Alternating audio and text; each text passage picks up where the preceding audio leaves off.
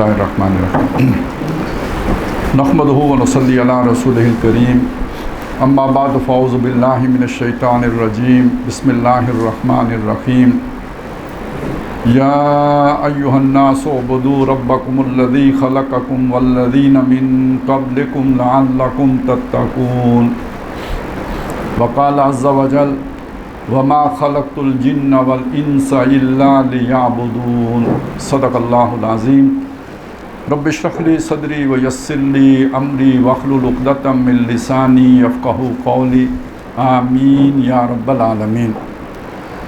مجھ سے پہلے نوید عباسی صاحب ایمان پر گفتگو کر چکے ہیں اور ایمان کی اس گفتگو میں یہ بات آپ کے سامنے آ چکی ہے کہ ایک ایمان قانونی ہے جو اس وقت دنیا میں 1.5 ارب لوگوں کو حاصل ہے، اور ایک ایمان حقیقی ہے جس کو جانچنے یا پرکھنے کا ہمارے پاس کوئی معیار نہیں ہے، کوئی آلہ نہیں ہے کہ جس سے ہم جانچ سکیں، لیکن آخرت میں کامیابی اور ناکامی کا دار و مدار اس ایمان پر ہے کہ جو قلب میں بھی جا کے جاگزی ہو چکا ہو۔ اور ایمان نام ہے کچھ ان دیکھے حقائق کو ماننے کا، جن کی خبر دی ہے جناب محمد رسول اللہ صلی اللہ علیہ وسلم نے، جنہیں ہم دوسرے الفاظ میں ایمانیات ثلاثہ کہتے ہیں، یعنی یہ کہ اس کائنات اور مخلوقات کے خالق کے طور پر اللہ کو جاننا، اور یہ کہ نبی صلی اللہ علیہ وسلم کو اللہ تعالیٰ کا رسول ماننا، اور ظاہر ہے کہ اللہ کا وہ پیغام آپ کے پاس فرشتہ لے کے آیا ہے، اور جو پیغام لے کے آیا ہے اس پیغام کو بھی ماننا، فرشتوں کو بھی ماننا، تو یہ ایمان بالرسالت کی 3 کڑیاں ہو گئیں۔ اور اس کے بعد ایک اور تصور ہے کہ یہاں مر جانے کے بعد اس دوبارہ جی اٹھنا اور محاسبہ اور اس کے نتیجے میں سزا و جزا یعنی جنت و دوزخ کو ماننا، یہ ہے ایمان۔ اس کی سرسری تصدیق وہ قانونی تقاضا پورا کر دے دی، گواہی آپ نے دے دی، اور اس کو دل کی گہرائیوں سے ماننا وہ ہے در حقیقت جسے ہم ایمان حقیقی کہتے ہیں یا ایمان قلبی کہتے ہیں، یا اسلام کے مقابلے میں اگر آئے تو ایمان بھی کہتے ہیں۔ یہاں صرف اتنی بات آئی ہے، لیکن جب ایمان باللہ کی بات آئے گی، میں باقی 2 ایمانیات کو چھوڑ رہا ہوں، صرف ایمان باللہ کی بات کر رہا ہوں، اللہ کو ماننا، تو دیکھیں اللہ کا ایک تعارف ہر انسان کے دل میں پہلے سے موجود ہے، ایک اجمالی تعارف ہے۔ وہ تعارف کس طور پر ہے کہ کوئی ایسی ہستی ہے کہ جو کوئی سپر نیچرل ہے، ہمارے تصورات سے بڑی ہے۔ اگر اس ہستی کو ہم نہ مانیں بہت سارے خلا پیدا ہو جاتے ہیں، ہمارے بہت سارے بنیادی سوالات کا جوابات نہیں ملتے۔ مثلاً یہ کہ یہ سارا کچھ جو ہمیں نظر آتا ہے کس نے بنایا، تو کوئی نہ کوئی تو ہمیں ذہن میں رکھنا پڑے گا نا، کوئی ہے جس نے بنایا۔ یہی وجہ ہے کہ آپ دیکھیں گے کہ جو فلسفیانہ مذاہب ہیں وہ بھی کسی نہ کسی کو تو مانتے ہی نا، کسی الٹیمیٹ ریئلٹی کو مانیں گے، کسی الٹیمیٹ کاز کو مانیں گے، کسی نہ کسی ایسی ہستی کو مانیں گے کہ جس نے آغاز کیا ہے، جس نے شروعات کی ہے۔ کوئی بھگوان کو مانے گا، کوئی یزدان کو مانے گا، کچھ نہ کچھ ماننا پڑتا ہے۔ اب یہاں اصل میں سمجھنے کی بات یہ کہ جو ہم اللہ کو مانتے ہیں وہ یہ جو بھگوان ہے اور یزداں ہیں ان کے برابر کوئی کسی ہستی کو مانتے ہیں، یا وہ اس کے کوئی اسپیشل خصوصیات ہیں؟ اگر ان اسپیشل خصوصیات کے بغیر مانیں گے تو ماننے کے باوجود نہیں مانا، ان اسپیشل خصوصیات کے ساتھ مانیں گے تو ایمان باللہ قرار پائے گا، وگرنہ نہیں ہوگا وہ ایمان باللہ۔ وہ اسپیشل خصوصیات کا تعارف کس نے کرایا؟ محمد رسول اللہ نے کرایا۔ آپ کو کیسے ہوا؟ آپ پر وحی آئی، آمن الرسول بما انزل الیہ من ربہ والمؤمنون۔ اچھا، اب یہ وہ جو چیز ہے نا میں نے آپ کے سامنے رکھی، تو اسے ایمان مجمل میں کیسے بیان کیا گیا؟ آمنت باللہ، میں اللہ پر ایمان لایا، کما ہوا بصفات ہی، جیسے کہ وہ اپنی صفات سے ظاہر ہے، وہ اسماء ہی اور اپنے ناموں سے ظاہر ہے، کما ہوا باسماء ہی و صفات ہی، جیسے وہ اپنے اسماء اور صفات سے ظاہر ہے۔ اب یہاں تک اللہ کا ایک تعارف جو قرآن نے پیش کیا اس سے واقف ہونا بہت ضروری ہے۔ اگر ہم وہ قرآنی تعارف سے واقف نہیں ہیں تو اس کا مطلب یہ ہے کہ ہم نے کسی خود ساختہ ہستی کو اللہ کا نام دے دیا ہے۔ وہ ہمارے اپنے خیالات کی تراشیدہ ہیں، ہمارے وہ ذہن کی ساختہ ہے۔ قرآن جس ہستی کا تعارف پیش کرو اس سے ہم واقف نہیں ہیں۔ میری بات آپ ذرا اس پر توجہ دیجئے گا، بعد میں بھی سوچئے گا اس بات پر کہ کسی الٹیمیٹ ریئلٹی کو ماننا، کسی الٹیمیٹ کاز کو ماننا، کسی سپر نیچرل بینگ کو ماننا، یہ ہماری ضرورت ہے، اس کے بغیر ہم قدم نہیں اٹھا پاتے۔ بہت سے لاجیکل کوسچن ہیں جن کا جواب اس کے بغیر ہمیں نہیں ملتا، تو یہ تو ماننا انسانوں کی مجبوری ہے اور مانا ہے انہوں نے۔ تو اس ماننے کو ہم ایمان باللہ نہیں کہیں گے، اس ماننے کو ایمان باللہ کہ اس اللہ کو ماننا جس کا تعارف محمد رسول اللہ نے کرایا ہے، یعنی جو تعارف قرآن مجید میں آئے ہیں، اور وہ اللہ کی وہ 99 اسماء و صفات ہیں۔ اب دیکھیں، عربوں کے آلہہ تھے یا نہیں تھے؟ آلہہ کس کی جمع ہے؟ الہ کی جمع ہے۔ تو الہ کے کچھ ایٹریبیوٹس تھے نا جو انہوں نے آلہہ کو جو ہے وہ الاٹ کیے ہوئے تھے۔ قرآن مجید نے بھی اللہ کو الہ کہا یا نہیں کہا؟ لا الہ الا اللہ، اللہ کون ہے؟ الہ ہے۔ تو وہ جو ان کے آلہہ ہیں ان کی طرح کا الہ ہے؟ نو، اس کی اپنی شان ہے۔ ان آلہہ پہ اسے قیاس نہ کرنا۔ لا مثل لہ ولا مثال لہ، کوئی اس جیسا نہیں ہے، کوئی اس کی مثال جیسا نہیں ہے۔ لیس کمثلہ شیء، اس کی مثال جیسی بھی کوئی شے نہیں ہے۔ سمجھ آئی؟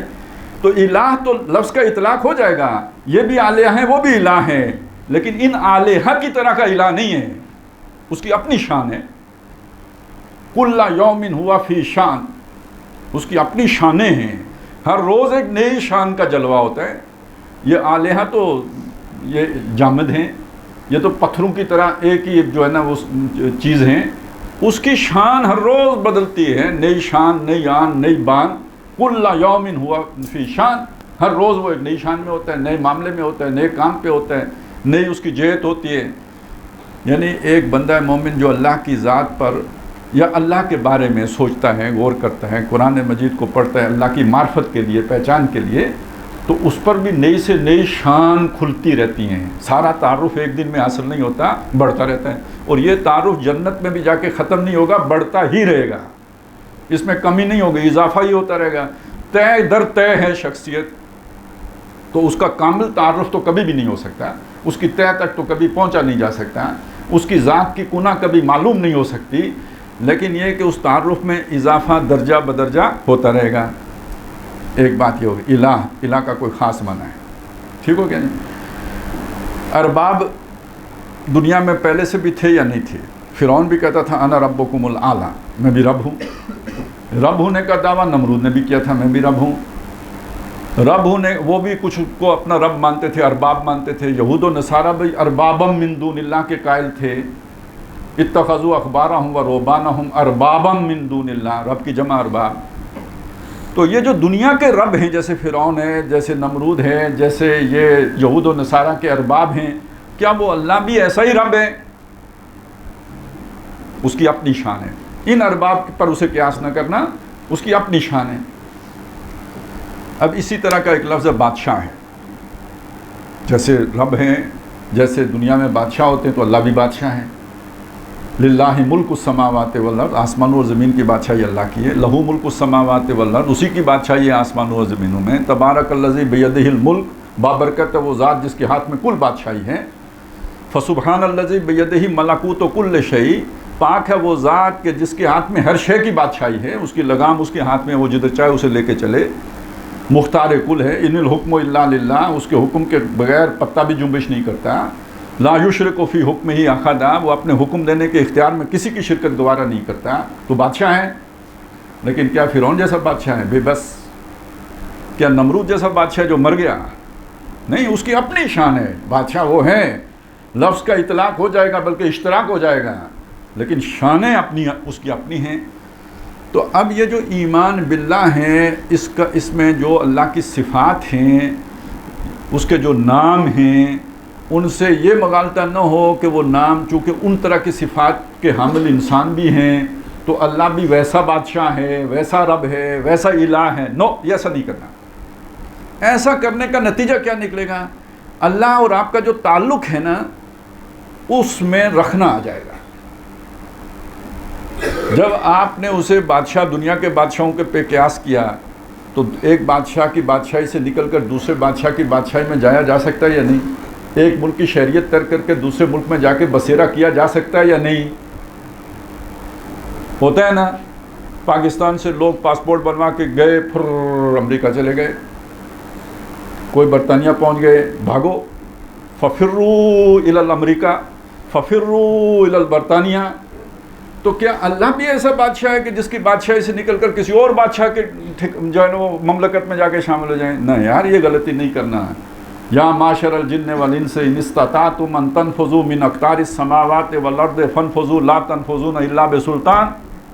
اب آپ سمجھے، وہ اس کی شان اپنی ہے، اس کا مطلب یہ ہے کہ آپ اس کے آگے بے بس ہو، آپ کہیں نکل نہیں سکتے۔ فرق میں نے بتایا نا، فرق پڑ گیا، تصور میں کتنا بڑا فرق آ گیا، کہیں بھاگ نہیں سکتے۔ اب یہ فرق ذہن میں رکھیں، تو جب فرعون کہے گا میں بادشاہ ہوں اور اپنی قوم کو کہے گا تم میرے عبادت کرنے والے ہو، تو اس عبادت کا مفہوم بہت محدود ہوگا۔ اور جب اللہ کہے گا میں بادشاہ ہوں اور باقی تم سب میری عبادت کرنے والے ہو، یہ بہت، جسے کہتے ہیں عبادت کا ہر گوشہ اس کے اندر شامل ہو جائے گا، یہ بہت جامع لفظ ہو جائے گا، اس کی اپنی شان ہوگی۔ اور یہ شان جو ہے منعکس کہاں سے ہوگی؟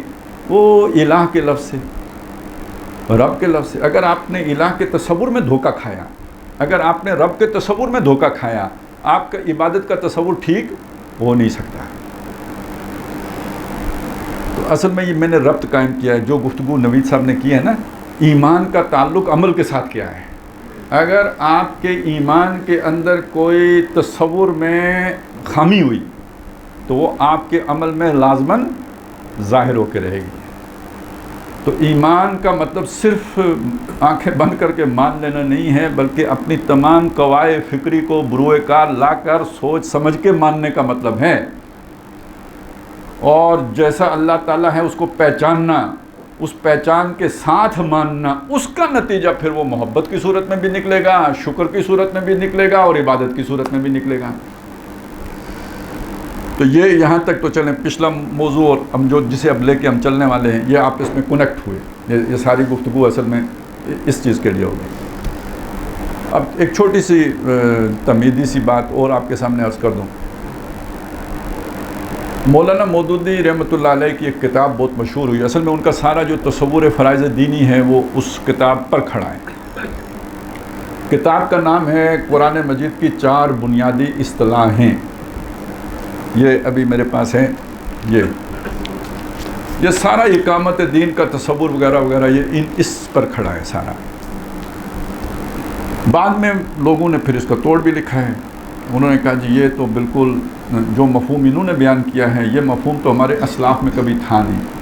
اب ظاہر ہے اسلاف میں جو ایک اسلاف ہمیں حضرت عمر ہیں اور خلافت راشدہ کا دور ہے، نبی صلی اللہ علیہ وسلم کا دور ہے، تو وہ تو بہت پرانا ہو گیا نا، تھا بھی تھوڑا سا 20-30 سال۔ اس کے بعد جو ہمارے اسلاف تھے، نام انہوں نے رکھا ہوا تھا خلافت کا، تھے وہ بادشاہ، لوگوں کے لیے اللہ کی شریعت تھی، ان کے لیے اپنی مرضی تھی، میرا ملک میری مرضی۔ یہ میری مرضی والا فلسفہ کوئی نیا نہیں ہے۔ اب جس کا ملک اپنے جسم پر ہی محیط ہے، سارے مرضی کہاں تک چلتی ہے؟ اپنی ناک تک، تو وہ کہتا ہے میرا جسم میری مرضی۔ اب جس کی مرضی مصر پر چلتی ہے تو وہ بھی تو یہ کہتا ہے الیس لی ملک مصر، کیا یہ مصر کی بادشاہی میری نہیں ہے؟ تو جب وہ بادشاہی مسلمان حکمرانوں کی تھی تو کہتے ہیں بھئی ٹھیک ہے مولویوں، نکاح طلاق شلاق والا سارا صحیح ہے، کام اپنے منڈ کے رکھو، لیکن جب اوپر مسئلہ آئے گا نا تو پھر وہ طلاق بھی ہماری مرضی کی ہوگی۔ پھر تم یہ نہیں کہنا کہ جبری طلاق ہو سکتی ہے کہ نہیں ہو سکتی ہے، وہ پھر جو ہم کہیں گے وہ چلے گا۔ اور جب ہمارے سیاسی نظام کے اندر کوئی رکھنا پیدا آئے گا نا، پھر ہم قرآن کو بھی مخلوق بنائیں گے، پھر تم نہیں بولنا بیچ میں کہ مخلوق ہے کہ نہیں۔ عوام کو اپنی جگہ پہ واعظ کرتے رہنا کہ یہ جو ہے نا صفت ہے، لیکن یہ کہ جب ہمارے سیاسی نظام کا مسئلہ آئے گا تو ادھر ماننا پڑے گا کہ یہ مخلوق ہے، ادھر نہیں مان سکتے کہ یہ صفت ہے، اور اگر مانو گے تو تن دیں گے تمہیں جیل کے اندر۔ تم بے شک امام احمد حنبل ہو، اس سے کوئی فرق نہیں پڑے گا کتنے بڑے امام ہو، ادھر چھیڑ چھاڑ کرنے کی کوئی گنجائش نہیں ہے۔ جب یہ والے آپ کے اسلاف تھے تو ظاہر ہے پھر آپ نے عبادت بھی اتنی ہی بیان کرنی تھی جو آپ کے اسلاف کو پسند تھی، اس سے زیادہ عبادت بیان کرنے کی گنجائش نہیں تھی۔ اب کون بیچارہ اپنے کمفرٹ زون سے نکل کے، گرم بستر سے نکل کے جا کے بغیر سرانے والی جیل میں سوئے، جہاں کوئی فیسیلیٹیٹر بھی نہ ہو تو بڑا مشکل ہوتا ہے اور جیل میں گزارا کرنا. تو اس لیے بھائی ٹھیک ہے، اللہ کے آگے اپنی مجبوری بیان کریں گے کہ تو بھی بادشاہ تھا، دنیا میں بھی بادشاہ تھے، تیری بادشاہی دور دور تھی، ان کی بالکل گردن کے نزدیک تھی. وہ کیا کہتے ہیں کہ بھائی اللہ نیڑے کے قصون. تو اس لیے دیکھ، تیرا یہ کمزور سا بندہ تھا، اس کے بس میں نہیں تھا قصون کا مقابلہ کرنا. کوئی ٹرک ہی چڑھ جاتا ہے پھر بندہ کیا کرے. اچھا خیر چلیں جی، یہ آپ ذرا ذہن میں رکھیں. اور وہ اسلاف میں اگر نہیں تھا تو میں نے ذرا تھوڑی سی اس کی آپ کو وجہ بتا دی ہے کہ کیوں نہیں تھا. اور جو اس طرح کے اسلاف ہوتے ہیں جنہیں قصون پڑا ہو، جنہیں جیلوں میں تن دیا گیا ہو، تو تاریخ دان بھی، مورخ بھی ان کا نام نہیں لکھتا، انہیں بھی تنیا جانا ہے. اب دیکھیں نا، وہ فیض پکڑیا گیا تو پھر اس تو بعد بتا رہے ہیں کہ اوئے انہیں اے گل بھی آکھی سی. اچھا نہیں، اے بھی آکھی سی. اچھا اس سے پہلے کوئی نہیں بولا بڑا صافی، بڑا جو ہے نا مجاہد. حیران اگر کوئی چسکا بھی ہو تو. اب جب وہ پکڑا گیا تو اب بولنا شروع ہیں. تو اب آپ سوچیں، یہ تو جمہوری حقوق کا دور ہے اور ہماری آنکھوں کے سامنے جو ہے نا نام نہیں لے سکتے آپ کسی حق پرست کا، تو اس دور میں کس کا نام لے سکتے؟ تو اگر اسلاف ایسے تھے بھی تو وہ آپ نے اگر نواسہ رسول نہیں چھوڑا تو ایسے اسلاف چھوڑے ہوں گے. ان کا تو نام چھپایا نہیں جا سکتا تھا، وہ رہ گیا. تو اب یہ اس سے فکر مند نہ ہوا کریں کہ اسلاف میں ہے کہ نہیں ہے. ہاں یہ دیکھا کریں کہ دور نبوی میں ہے یا نہیں ہے. اصل تو سند تو وہ ہے نا، دور خلافت راشدہ میں یہ تصور تھا یا نہیں تھا. تو جو اعتراضات ہوئے وہ اس اعتبار سے ہوئے. باقی یہ کہ یہ کتاب اپنی جگہ پہ معرکۃ الآراء کتاب ہے، اور بہت بڑا دعویٰ کیا ہے مودودی صاحب نے، اور ٹھیک کیا ہے کہ ان 4 بنیادی اصطلاحوں کو سمجھ لینے سے 2/3 قرآن مجید سمجھ میں آ جاتا ہے. وہ یہ ہے کہ ہماری مختلف تربیت گاہیں ہوتی رہتی ہیں، تو میں نے الہ کے لفظ پر جو ہے نا، وہ الہ پر اور دین پر، یہ 2 الفاظ پہ، اصطلاحوں پہ راولہ کوٹ میں مطالعہ کرا دیا تھا. آج یا چونکہ یہاں عبادت کا موضوع رکھا ہوا تھا تو میں نے سوچا کہ اس سے فائدہ اٹھا کے تو یہ جو انہوں نے اس اصطلاح کا جو یہاں پہ بیان کیا ہے اس کا مطالعہ کر لیتے ہیں. یہ بیچ میں 2 چیزیں میں نے آپ کے سامنے عرض کر دی تاکہ پس منظر آپ کے سامنے واضح ہو جائے. اب میں اس کا مطالعہ شروع کرتا ہوں.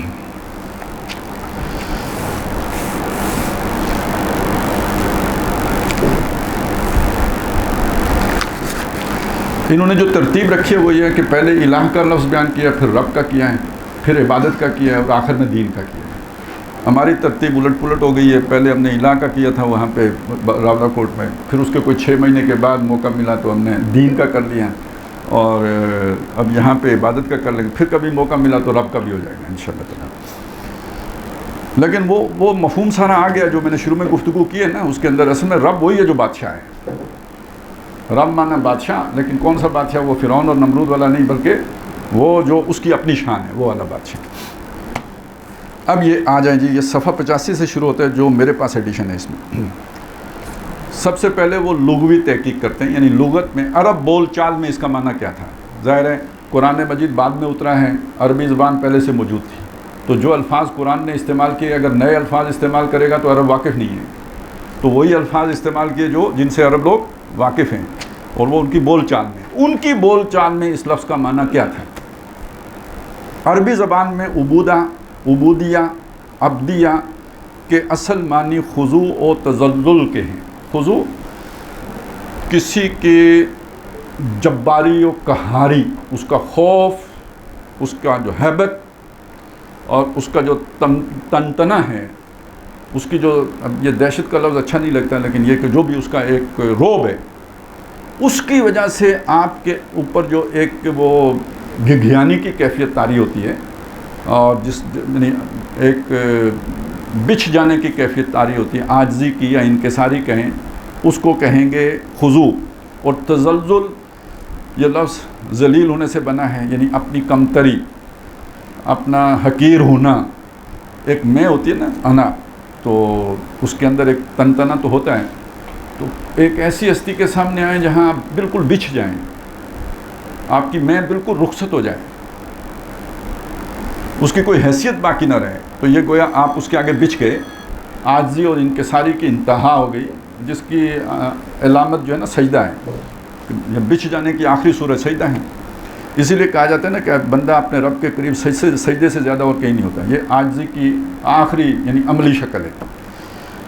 تو یہ جو الفاظ ہیں نا عبودیت اور عبدیت یا عبادت، اس کے معنی لغوی معنی میں خضوع اور تذلل پایا جاتا ہے، یعنی تابع ہو جانا. اور ظاہر ہے جو جھک گیا وہ تابع ہو گیا، یعنی حکم کے نیچے آ گیا. رام ہو جانا، یہ رام ہو جانے کا کوئی محاورے میں کیسے استعمال کریں گے جی؟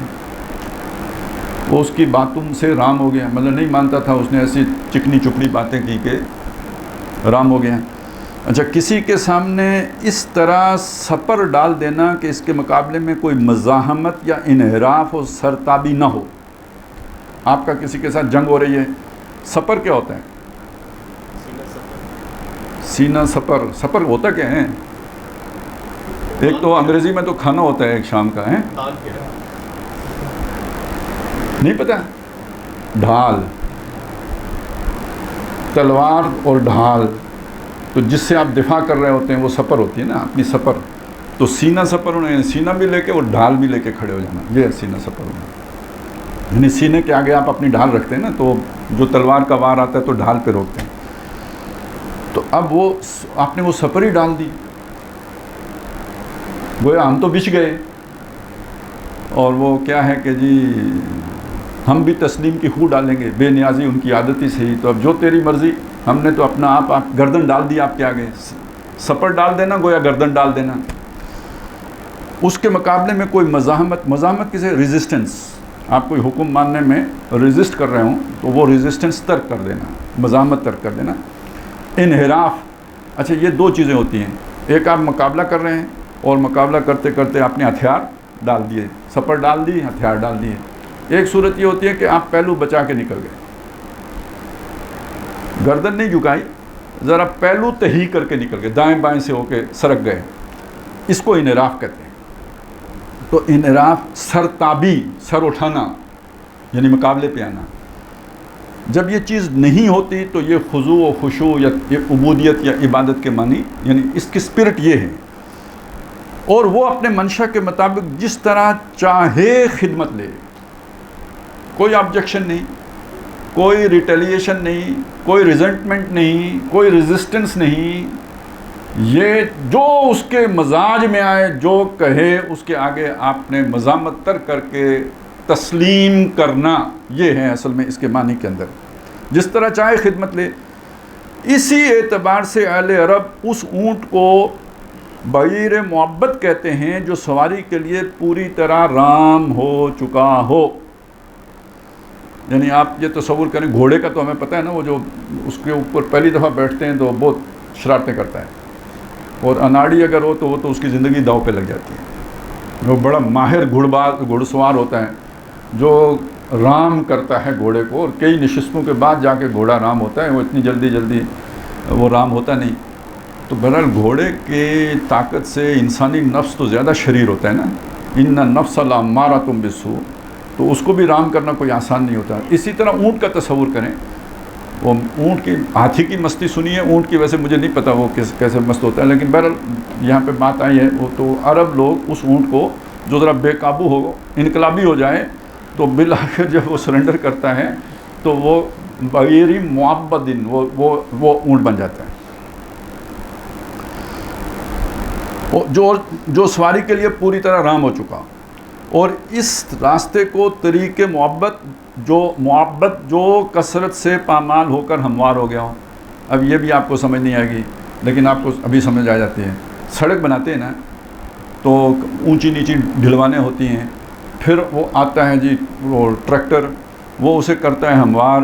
اوپر سے آتا ہے بلڈوزر. وہ جو بلڈوزر آتا ہے نا، وہ تو ایک اس کا جو ہے نا کنکر، اس کو بھی بچھا دیتا ہے پوری طرح، جو ہے نا وہ بالکل جو ہے نا جیسے سیمنٹ ڈال کے کسی شے کو ہموار کرتے ہیں، اس طرح وہ ہموار ہو جاتی ہے. تو گویا ایسا رستہ جو لوگوں کے چلنے کی وجہ سے چل کر لوگوں نے بالکل بچھا دیا ہو، تو اس کو بھی معبد کہتے ہیں. یعنی وہ رستہ جسے لوگوں نے کوٹ کر بالکل اس کی اونچ نیچ ساری برابر کر دی.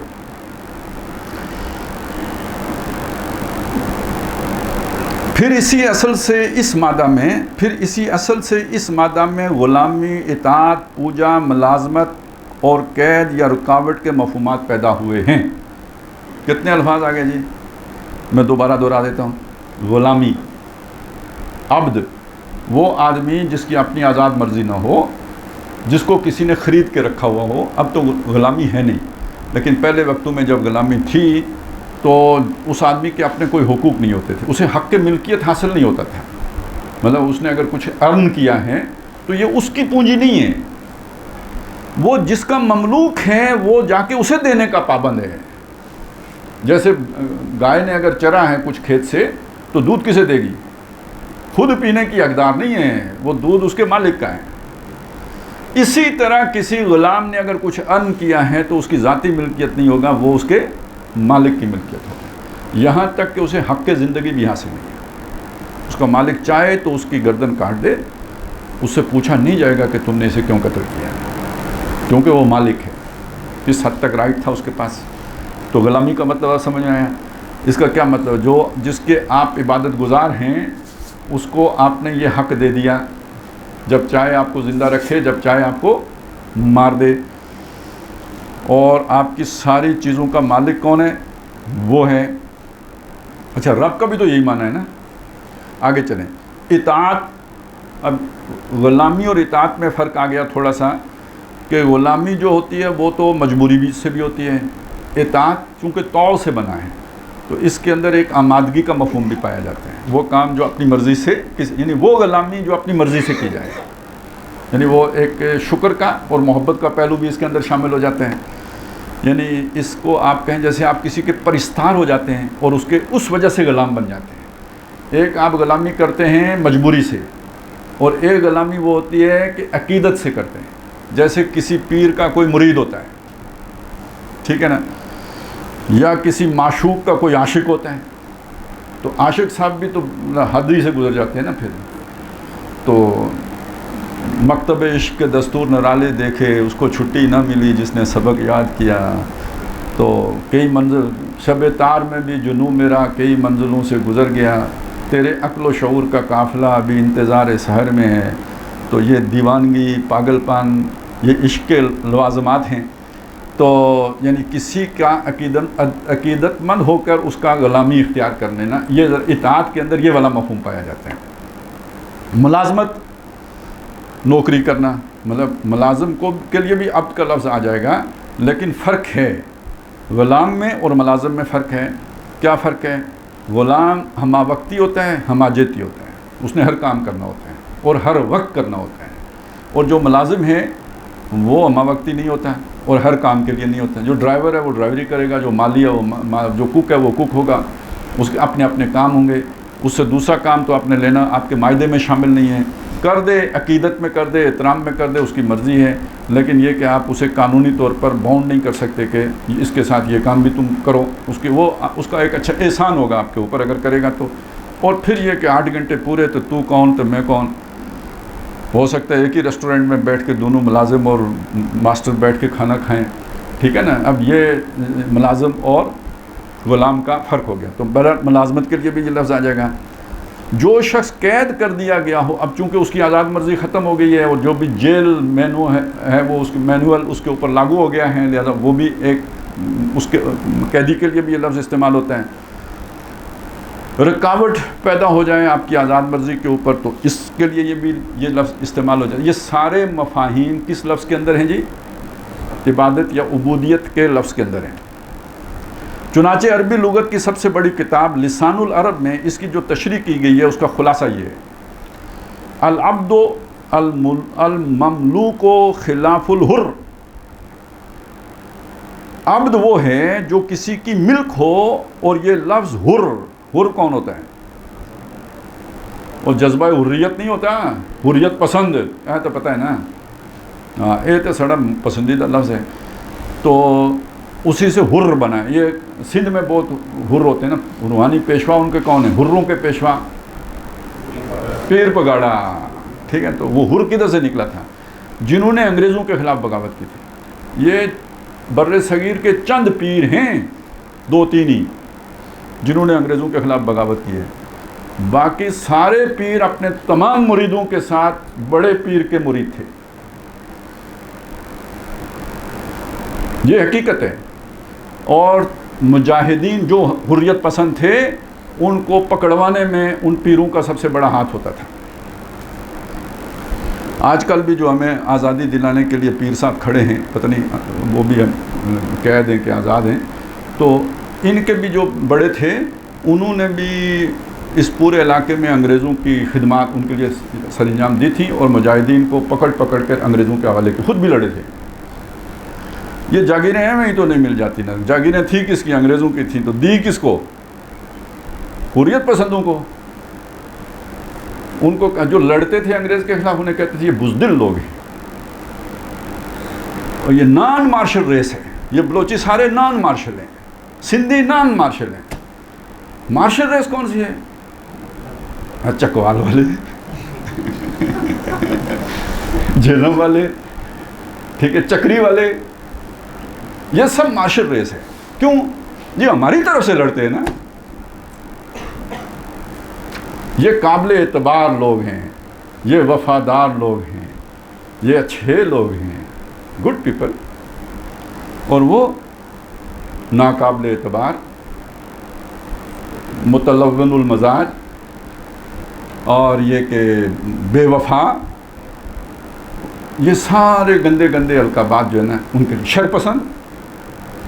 تو یہ ذرا ذہن میں رکھیں کہ یہ جو حر ہوتا ہے یہ آزادی پسند کو کہتے ہیں. آزاد، حر. تو عبد کون ہوتا ہے؟ حر کا متضاد عبد ہوتا ہے.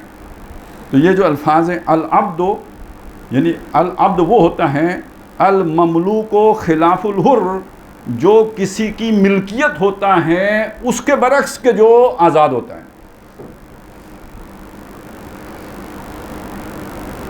اچھا جی، اب آگے چلیں. تعبد الرجل، آدمی کو غلام بنا لیا. آدمی کو غلام بنا لیا، اس کے ساتھ غلام جیسا معاملہ کیا. ایک آزاد آدمی کو غلام بنا لیا. وہ موسیٰ علیہ السلام نے کہا تھا فرعون کو، اس نے جب موسیٰ علیہ السلام نے آ کے فرعون کے سامنے دعوت پیش کی، تو سورہ شعراء میں شاید، تو جب دعوت پیش کی تو اس نے کہا اچھا تو وہی ہے نا جو ہمارے ٹکڑوں پہ پلا ہے، ہمارے گھر میں پلا ہے جب تو بچہ تھا، آج ہم ہی کو تو آ کے تو واعظ نصیحت شروع کر گیا ہے.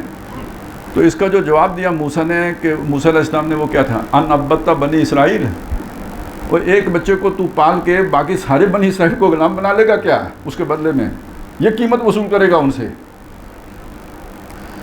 تو آدمی کو غلام بنا لیا، اس کے ساتھ غلام جیسا معاملہ کیا. یہی معنی عبدہ، عبدہ اور اعتبدہ کا ہے. اصل میں یہ مختلف ابواب ہیں. ابواب کیا کہتے ہیں؟ سانچے ہیں. مادہ کیا ہے؟ عبد. جیسے مادہ ہوتا ہے نا، یہ کون سا مادہ جی؟ یہ اپنا جیسے پلاسٹک کا مادہ ہے. تو آپ اگر ایک سانچے میں ڈالیں تو سلیپر بن جائیں گے، دوسرے سانچے میں ڈالیں تو جناب وہ کوئی باسکٹ بن جائے گی. جو جیسا سانچہ ہوگا ویسی چیز بن جائے گی. تو یہ اسی طرح عربی زبان کے جو مختلف الفاظ ہیں ان کی ایک روٹ ہوتا ہے، بنیادی مادہ ہوتا ہے. وہ عام طور پہ سے حرفی ہوتا ہے. جیسے یہاں پہ عین، بے اور دال ہے. آگے سانچے بنے ہوتے ہیں جنہیں ابواب کہتے ہیں، یعنی دروازہ. اس دروازے سے داخل ہوں تو کیا ہوگا، تو اس دروازے سے داخل ہوں تو کیا ہوگا. تو یہ جو مختلف ابواب ہیں ان میں جا کے اس کے معنوں کے اندر جو تبدیلی آ جاتی ہے وہ میں نے آپ کو وہ یعنی یہ معنی ایک باب تفعیل میں بھی یہی معنی ہے، باب افعال میں بھی یہی معنی ہے، اور باب افتعال میں بھی یہی معنی ہے. حدیث میں آتا ہے ثلاثۃ انا خصمہم رجل اعتبد محررا وفی روایت عابد محررا. 3 آدمی ہیں جن کے خلاف قیامت کے دن میں مستغیث بنوں گا. حضور فرماتے ہیں 3 آدمیوں کے خلاف میں مستغیث کیا ہوتا ہے؟ استغاثہ کرنے والا، یعنی کیس درج کرانے والا. اصل میں لفظی معنی ہوگا فریاد کرنے والا. غوث اعظم اسی سے بنا نا. تو استغاثہ وہ کہ جو فریاد کرتا ہے یا جو مدد طلب کرتا ہے. تو نبی صلی اللہ علیہ وسلم اللہ کی عدالت میں 3 آدمیوں کے خلاف پرچہ کروائیں گے. من جملہ ان کے ایک شخص وہ ہے جو کسی آزاد کو غلام بنانے یا غلام کو آزاد کرنے کے بعد پھر سے اس سے غلام کا سا معاملہ کرے. یہ ذرا سوچئے گا، ایک شخص کو اللہ نے آزاد پیدا کیا ہے، اس آزاد کو غلام بنا لینا زبردستی اپنی طاقت کے زور پر، ایک یا کوئی غلام تھا آپ کا، اس غلام کو آپ نے آزاد کر دیا، آزاد کرنے کے بعد لیگل سٹیٹس تو اس کا آزاد کا ہو گیا، لیکن آپ نے اپنے ساتھ اس کا رویہ اس کے ساتھ غلام ہی کا رکھا. یہ وہ شخص ہیں کہ جس کے خلاف نبی صلی اللہ علیہ وسلم آخرت میں خود استغاثہ کریں گے، پرچہ کٹوائیں گے. ہوتا ہے نا ایک پرچہ پولیس کی مدعیت میں کاٹا جاتا ہے، یہ محمد الرسول اللہ صلی اللہ علیہ وسلم کی مدعیت میں کاٹا گیا. اور اس ایک جملے کی اگر سمجھ آ جائے تو اس نظام کے اندر کوئی بندہ کوئی عہدہ لینے کے لیے تیار نہ ہوگا.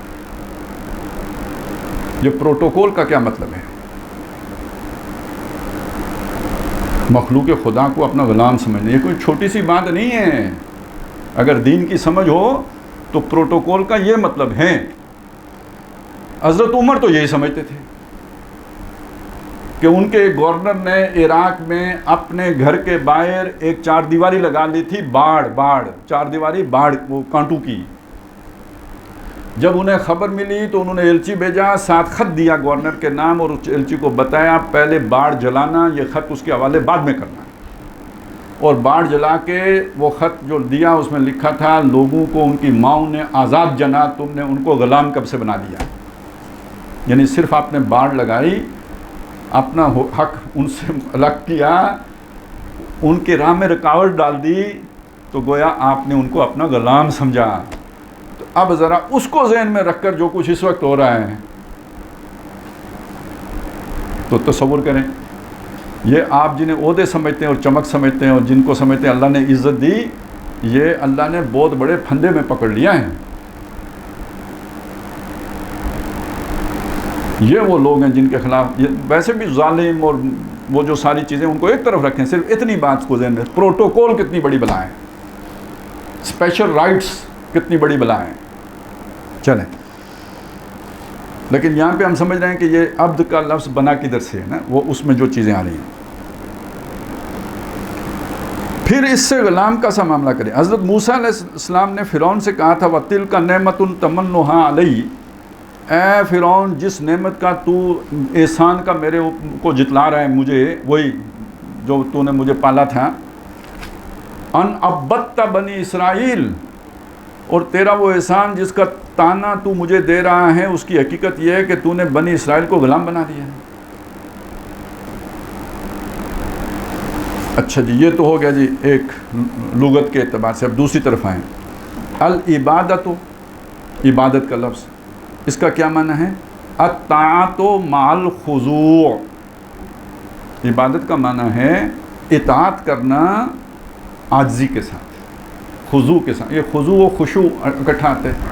یہ خشیت، عاجزی، انکساری، جھک کر، وہ بچھ کر، یا اسے یوں کہہ لیں کہ محبت سے سرشار ہو کر اطاعت کرنا، یہ عبادت کا مفہوم ہے. العبادت الطاعت مع الخضوع.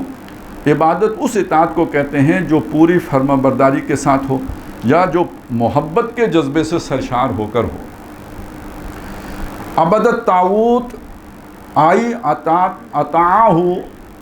عبدت طاغوت کا مطلب کیا ہوگا؟ کہ جو اللہ کے سوا کسی اور کی اطاعت کا دم بھرتا ہو. طاغوت کی عبادت کی یعنی اس کا فرما بردار ہو گیا. آئی اطاعہ یعنی اس کا فرما بردار ہو گیا. اب آپ سوچیں اگر آپ کا نظام اللہ کی فرما برداری والا ہے تو بات تو ٹھیک ہو گئی، اور اگر وہ اللہ کی نافرمانی پہ مبنی ہے تو آپ اس کی اطاعت کر رہے ہیں تو کس کی عبادت کر رہے ہیں؟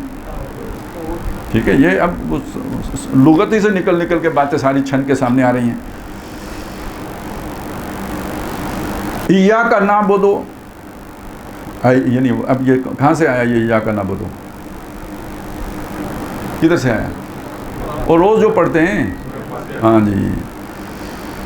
آئی اس کا مطلب کیا ہے؟ نطیع الطاعۃ التی یخضع معہا، ہم تیری ہی عبادت کرتے ہیں، یعنی ہم تیری اطاعت پوری فرما برداری یا یہ کہ پوری محبت کے ساتھ تیری اطاعت کرتے ہیں۔ اعبدوا ربکم، اپنے رب کی عبادت کرو، یعنی اطیعوا ربکم، اپنی رب کی اطاعت کرو۔ قومہما لنا عابدون، یہ فرعون کا قول ہے، یہ موسیٰ ہمیں دعوت دینے آیا ہے، موسیٰ اور ہارون، ان کی قوم ہماری فرما بردار ہے، یعنی ہم ان کی فرما برداری کریں، جن کے یہ بیٹے ہیں وہ ہمارے فرما بردار ہیں۔ یہ اصل کوسچن یہ تھا۔ آئی دائلون وکل من دانی لملک فہو عابد اللہ، وقال ابن الانباری فلانا عابد وهو الخاضع لربه المستسلم المنقاد الامرا، المنقاد لمرہ، مطلب اس کے حکم کا وہ اطاعت گزار ہو گیا۔ یعنی فرعون نے جو یہ کہا کہ موسیٰ اور ہارون کی قوم ہماری عابد ہے، اس کا مطلب یہ ہے کہ وہ ہماری تابع فرمان ہے۔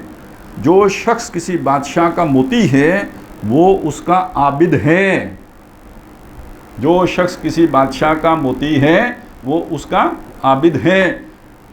یار یہ تو فرعون کو بھی معلوم تھا یہ بات، اگر یہ آپ کو نہیں معلوم کہ بھائی ہمارے اسلاف کو نہیں معلوم تھی، ان کی کوئی مجبوری ہوگی، لیکن کم از کم فرعون کو پتہ تھی یہ بات کہ جو جس بادشاہ کا اطاعت گزار ہے وہ اس بادشاہ کا عابد ہے۔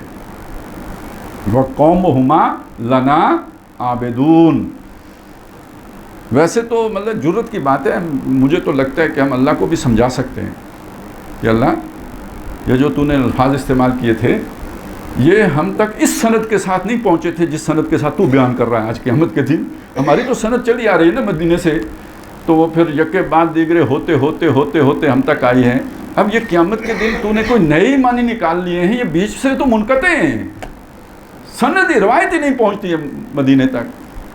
تو میرا خیال ہے کہ ہم ادھر سے مقالہ ساتھ ہی لکھ کے چلے جائیں اللہ کے پاس، یہ تحقیقی مقالہ ہے، اور اللہ جو تو مفہوم پیش کر رہا ہے اور قرآن میں بھی تو نے پیش کیا ہے یہ تو سندن ہمارے تک پہنچا ہی نہیں ہے، ضعیف ہے۔ تو چلے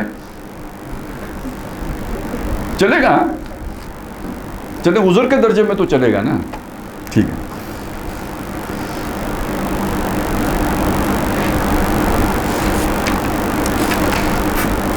اچھا جی، جو شخص کسی بادشاہ کا مطیع ہے وہ اس کا عابد ہے، اور ابن الانباری کہتا ہے کہ فلاں عابد کے معنی ہیں، فلان عابدن کے معنی ہیں وہ اپنے مالک کا فرما بردار اور اس کے حکم کا مطیع ہے۔ فلانا فلانے کا عابد ہے یعنی اس کے حکم بردار اور اس کے فرمان کے تابع ہے۔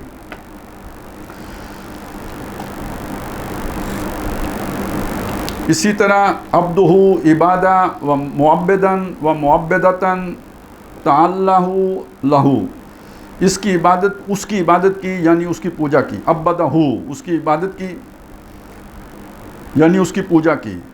التعبد التنسک، تعبد سے مراد ہے کسی کا پرستار اور پجاری بن جانا۔ شاعر کہتا ہے ار المال عند الباخلین معبدن، میں دیکھتا ہوں بخیلوں کے ہاں روپیہ پوجتا ہے۔ ایک اور معنی ہے عبدہ و عبدہ ہی لزمہ فلم یفارقہ عبدہ اور عبدہ بہی، کہنے کا مطلب یہ ہے کہ وہ اس کے ساتھ وابستہ ہو گیا اور جدا نہ ہوا، اس کا دامن تھام لیا اور چھوڑا نہیں، انگلی پکڑ لی اس کی، چمٹ گیا اس کے ساتھ، جڑ گیا، دامن پکڑ لیا، اب اسے چھوڑ نہیں رہا، ایک عقیدت کا تعلق اس کے ساتھ قائم ہو گیا۔ ما عبد کا انی ای ما حسب کا، جب کوئی شخص کسی کے پاس آنے سے رک جائے تو وہ یوں کہے گا ما عبدت کا انی، یعنی کس چیز نے تجھے میرے پاس آنے سے روکا۔ اس تشریح سے یہ بات واضح ہو جاتی ہے کہ مادہ عبدہ کا اساسی مفہوم کسی کی بالادستی اور برتری تسلیم کر کے اس کے مقابلے میں اپنی آزادی اور خود مختاری سے دستبردار ہو جانا، सरताबी و मज़ामत को छोड़ देना और उसके लिए राम हो जाना, यही हकीकत बंदगी व ग़ुलामी है। लिहाजा इस लफ्ज़ से अव्वलीन तसव्वुर जो एक अरब के ज़हन में पैदा होता है वो बंदगी व ग़ुलामी ही का तसव्वुर है। फिर चूँकि ग़ुलाम का असली काम अपने आका की इताअत व फरमाबरदारी है, इसलिए लाज़मन उसके साथ ही इताअत का तसव्वुर पैदा होता है। यानी उसके अहकाम हैं, उन अहकाम को मानने के लिए इताअत का लफ्ज़ इस्तेमाल होता है। और जब कि एक ग़ुलाम अपने आका की बंदगी व इताअत में महज़ अपने आप को सुपुर्द ही न कर चुका हो, बल्कि एतकादन उसकी बरतरी का कायल और उसकी बुज़ुर्गी का मोतरफ़ भी हो और उसकी मेहरबानियों पर शुक्र व एहसान मंदी के जज्बे से भी सरशार हो, तो वो उसकी ताज़ीम व तकरीम में मुबालगा करता है। अब इस पूरे फ़लसफ़े को समझ लें। इंसान की रूह है, उसमें अल्लाह की मार्फत भी मौजूद है और अल्लाह से शदीद मोहब्बत का जज्बा भी मौजूद है। वो जो एक परफेक्ट बीइंग का एक तस्वुर है ना, आइडियल, और आइडियल से एक मोहब्बत, ये दोनों चीज़ें लाज़िम व मलज़ूम हैं। तो जब आप अल्लाह को बतौर आइडियल कबूल कर लेते हैं, वो एक खाना खाली होता है कोई आइडियल की तलाश, और वो उस खाने में जब आके अल्लाह की ज़ात फिट हो जाती है, मोहब्बत अज़ खुद हो जाती है। जहाँ अल्लाह की ज़ात अगर ना फिट हो तो वहाँ कोई और फिट हो जाते हैं। किसी लैला के खाने में कोई मजनू फिट हो जाता है और किसी मजनू के खाने में कोई लैला फिट हो जाती है। अब उसके लिए उसके वही जज्बात हो जाते हैं जो अल्लाह के लिए थे।